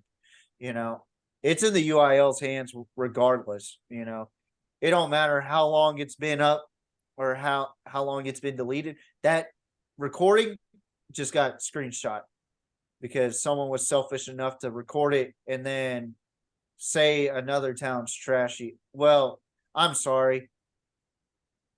For the person that recorded that brawl, you're not classy for that. What you just did was probably screw over those kids, so I'm sorry, but I have to be brutally honest about that, so. Yeah, I tell you, I don't know. The parent thing, I'm not sure. I agree. I know my son got into a playoff his junior year. He got into a fight, got ejected from the game. Never seen that behavior from him. Yelling across, coaches had to remove him from the field and escort him out. So as a parent, I know I didn't raise him that way. He knows I didn't raise him that way. So, he lost his cool, but I don't know if I agree with, parenting. I know my kid lost his cool. We talked about it afterwards and he learned from that and he's grown from that still today. But yeah, I don't know. I don't know how the kids raised, but I know in my situation when my son got ejected from that playoff game and the coach talked to him, He served his punishment from what he had to do, and he learned from it. But I know as a parent, he knows, he would tell you if he was on here, he wasn't raised that way. So I don't know the kid's parents, but it's unfortunate, man, and I just hope they grow from that. The kid's still very young. He's got a lot of life left, right? He's gonna grow from this, and that situation, even though it's bad now, probably gonna make him a better person as he gets older. He's gonna learn from that. Sometimes we all make mistakes. Like I said, I'm not going to justify what happened, right? But kids are 15, 16 years old. They lose their emotions. No matter what we tell them, things happen on the field. It's an aggressive sport. And Yeah. this happened. The best thing that kid could do, all those kids involved, is learn from this, be a better person, grow from it, and make sure it doesn't happen again. So I think that'll happen. Hopefully, we won't see that again for the rest of the year. Guys, thank you for coming on. I really appreciate your time. We'll be back on next Monday. And of course, we will be previewing our first week of the 23 football season. So we'll have a 12 game schedule that we'll preview. It'll be 10 from the coastal Bend area and then 2 from the state. And then on Wednesday, that's not next Wednesday, we're going to go ahead and come on, and we're going to talk about some of the players that possibly we need to be looking at, some quarterbacks, running backs, maybe of the 47 teams. So we're going to be doing that every week. Now on Mondays, we'll talk and preview and recap the games. And then on Wednesday, we'll be talking about some of the players on that 47 team. And remember, we got a bonus too. We'll be keeping an eye on Sweeney. We'll keep an eye on Jordanton, and we'll keep an eye on Stockdale. So there's other teams that we're going to keep an eye on, and we'll talk throughout the Gridiron 64. Guys, I'll give you guys the final word. I know it's a little longer, but we had some interviews. Tony, I'll go to you. Anything you want to add before we call it a night?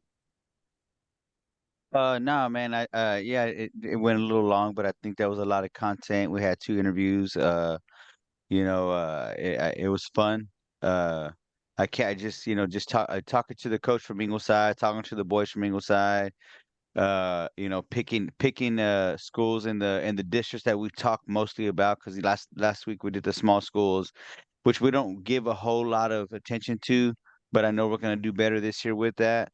I know Refugio is usually the only smaller school that we talk about, but we committed to talking more about those smaller schools. I mean, a lot of talent comes out of those smaller schools, anyways. But yeah, talking about the bigger schools, that's where we talk about most of the time, and being able to talk about them and pick them. I mean, it's fun, and it just gets me more excited about the first week. So I just can't wait. It is coming up next week, TJ. Anything you want to add, buddy, before we call it a night? Well, I had a very fun night tonight. I was pretty absent for a while. But I'm glad that I came back on, talked to Coach Chrisman, how our Ingleside Mustangs are going to do, and then got a chance to talk to some of the big playmakers from Ingleside, JC and Jordan Smith, really good kids, and I wish nothing but the best for those kids in the future. But yeah, I hope we get more kids outside of Rockport and Ingleside. Hopefully we could get some kids from Calallen, Flower Bluff, Sinton, Taft, Aransas, any of these schools, that want their kids to be known. I look forward to talking to them about it. So it was a great opportunity to interview and to get an insight on what we're going to see from Ingleside this year. And I'm real excited to see what my Mustangs could do. And the shocker of the night was Tony saying Ingleside on top of the district. So, man, I'm happy to hear that, Tony. You finally came through, brother. You finally did it. But yeah, and I had a lot of fun tonight. Good questions from everybody to Coach Chrisman and the Smith Bros. I think that JC, Mr. Dynamic, is going to go over 1,000, maybe 1,500 receiving yards this season with this offense. And his brother Jordan, I think is going to be a big star in the next 2 seasons, now that he's a junior. My actual final thought is that we got one more coverage to talk about in that 6A. I know I worked nights that night, but I'm gonna try to make it on regardless, because nights we're not really that busy. So hopefully I could be on for a short period of time. But I will say this right now. I am very excited for 4A and 5A this season. The Miller and Vets district has just gotten a lot better. The Calallen district's going to be good. The Sinton, Ingleside, Orange Grove triad is going to be talked about a lot this season, so stay tuned to that. There's just a lot of good football that's about to happen, and we're going to be the ones witnessing it. So I thank you guys for allowing me to share my insight onto these podcasts, and I'm glad to be a part of the Gridiron 64 for however many years now. So I couldn't ask for a better crew, Tony and Gabriel. No, we're going to continue to grow. We're doing a great job, and we're going to start live streaming games. We're working on that next, and once we put that with this, get our tech guys. We're working on getting our techs out. Our design crew is doing a phenomenal job. We've got that lined up now. Now it's time to turn over, start hiring some tech guys to come in and put some features on our podcast and make it look a little bit more professional. And take them on the road now and get guys and do, start getting that taken care of. So the next step on the GT Sports and what we do here with our podcast is now starting to put the features on that makes us look a little bit more professional, going out into the towns and going maybe into some restaurants and seeing if we can do live interviews there, and then getting our text guy as we get into the live streaming to make sure that we got the guys that know exactly what we need to be doing when we call the game. So it's going good, guys. It's been a slow process, but we're definitely growing. We're putting some merchandise out every week. So it's going to be really good. You guys get the merchandise for free. So that's a good thing. Caps, shirts, lanyards, coffee cups, tumblers, all kinds of stuff that's coming out. So definitely we're working in the right direction, guys. We'll see you guys next Monday. I don't know if you guys are available. I'll text you, but next Monday we'll come on and we'll do week 1. So I'll send out the schedules for you guys here probably on Wednesday. And then you guys just respond back. We'll pick the 10 teams and then the 2 state teams. And then I'll see you guys on Monday. Until then, guys, TJ, Tony, thank you very much. Have a great night, and I'll see you guys next week. See y'all later, fellas.